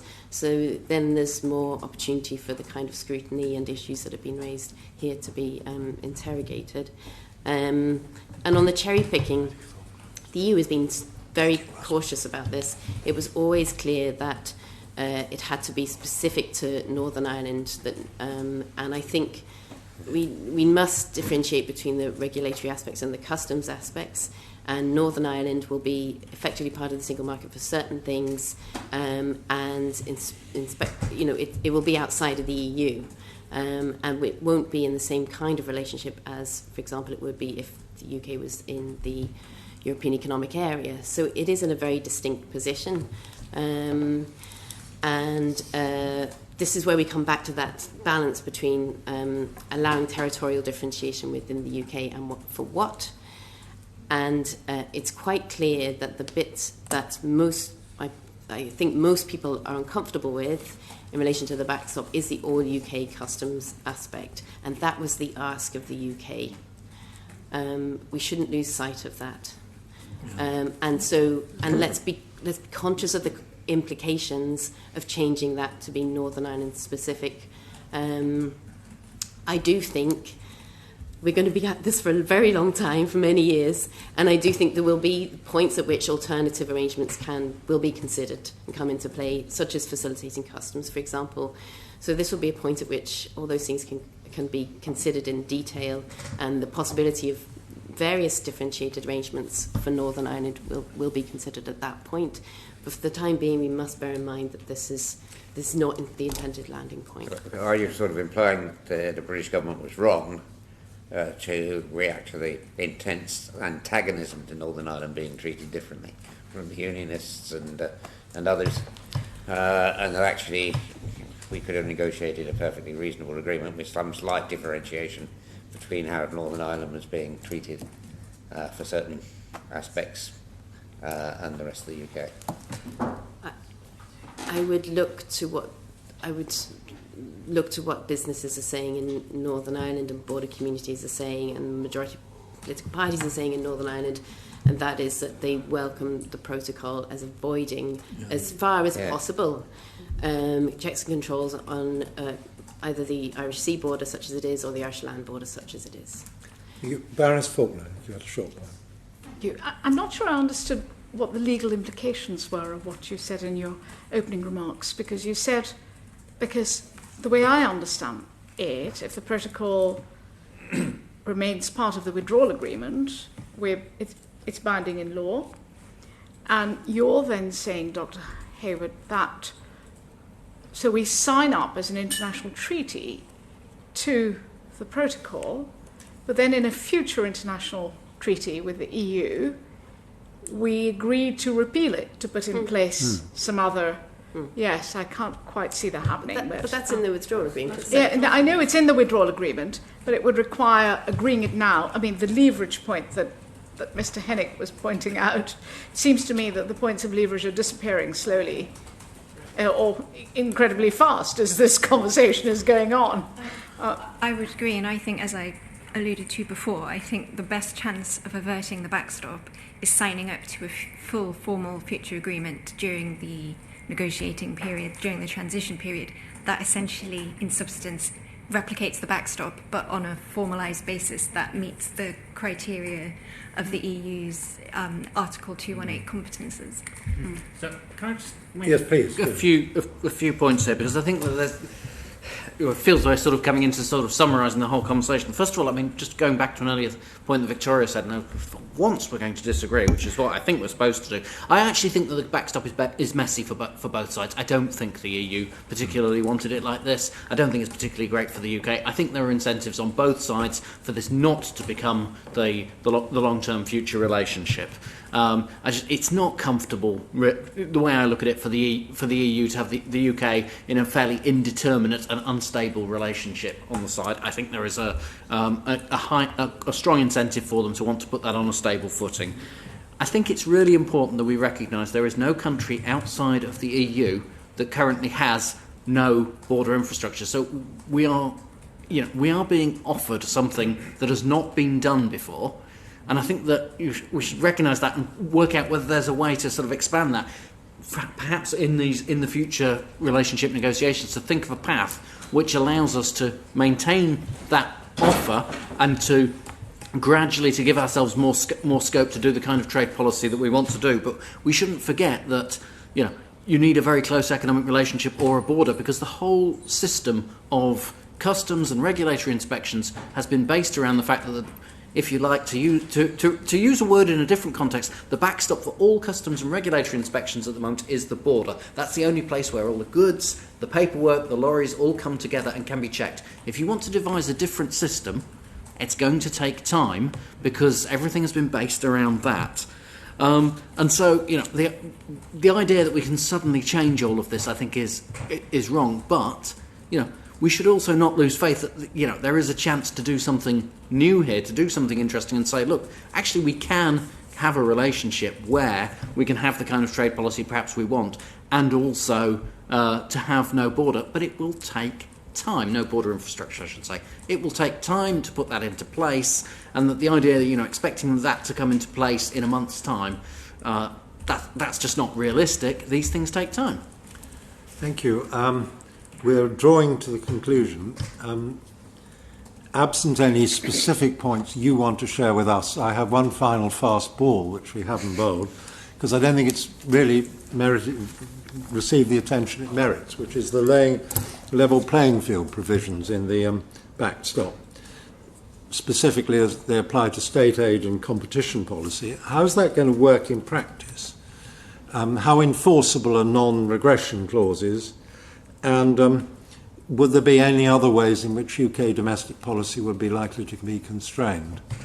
Shall I have a first go at that? Yes, please, ma'am. The reason that those level playing field provisions are there, of course, it's the quid pro quo for the customs union, because the EU needs a way of ensuring. So normally what happens is if there's a third state currently outside the customs union that grants a subsidy to a domestic producer, and so they're able to produce their goods at a very low cost, then the EU will deal with that by imposing a countervailing tariff. But they won't be able to do that vis-à-vis the UK when it's a third state, because it will be in a customs union. So it's therefore very, very important for the UK to comply with the state aid rules so that it doesn't grant subsidies. That's why it's there. In terms of the enforcement provisions, yes, they will be enforceable. And in fact, there's a very detailed enforcement mechanism set out in the protocol. And the way that it will work is that it will be enforceable in the UK. So there'll be an independent body, which is going to be the Competition and Markets Authority, which will apply the EU state aid rules and will essentially take the place of the European Commission in ensuring that the rules, which are essentially the EU state aid rules, which are imported wholesale into the protocol, will be applied. There's then provision for the CMA to cooperate with the European Commission, so there'll be a dialogue between the two, and there's an overriding ability of the EU to take up with the joint committee any issue it has in terms of effective enforcement of the state aid rules by the UK authorities. So they'll be fully enforceable in the court. So yes, there's a detailed enforcement mechanism there. Any other comments on that? I'll add very briefly. It's worth noting that the various patchwork of enforcement mechanisms across the different level playing field provisions, so between competition, state aid, environment, labour, rights, there is a variable patchwork of how they will all work, but several of them ultimately entail the ECA, the Court of Justice of the European Union, having final jurisdiction to determine matters of law, which I think is something that many people might be surprised, given various assurances that have been made, that that will no longer be the case. But if the backstop comes into effect, if the protocol is triggered, that will be what happens with those level playing field areas. Thank you. Any other comments from the panel? If not, given that we've just rounded off with two lawyers, I know one is not allowed to say this in the courts now, but res ipsa loquitur. I think the expertise of our panel has been very much appreciated by all colleagues. We're conscious that this is not an easy area. We are very well conscious of our knowledge of the Irish situation that there are intense feelings which it arouses, as there are in the United Kingdom. But we are very grateful to you for having given your own perceptions on this, which have illuminated our thinking, and I hope will also contribute to a public debate on it. And please feel, first, that you may have our warm thanks for your time, and secondly, that as far as I'm concerned, this is very much a living relationship. If at any stage you wish to add or comment on anything as it passes, we will, of course, take note of that, because we are very grateful for the expertise which has been shown in your application to it. We will perform our normal courtesy of making sure that you get an uncorrected transcript for any changes that are appropriate. I think we now begin to close our formal evidence session with those expressions of thanks, and this has gone on for 2 hours. Not a moment of it has been wasted, I think, in any of our minds, and we're very grateful. So our sincere thanks, and with that formally, I think we declare the public evidence session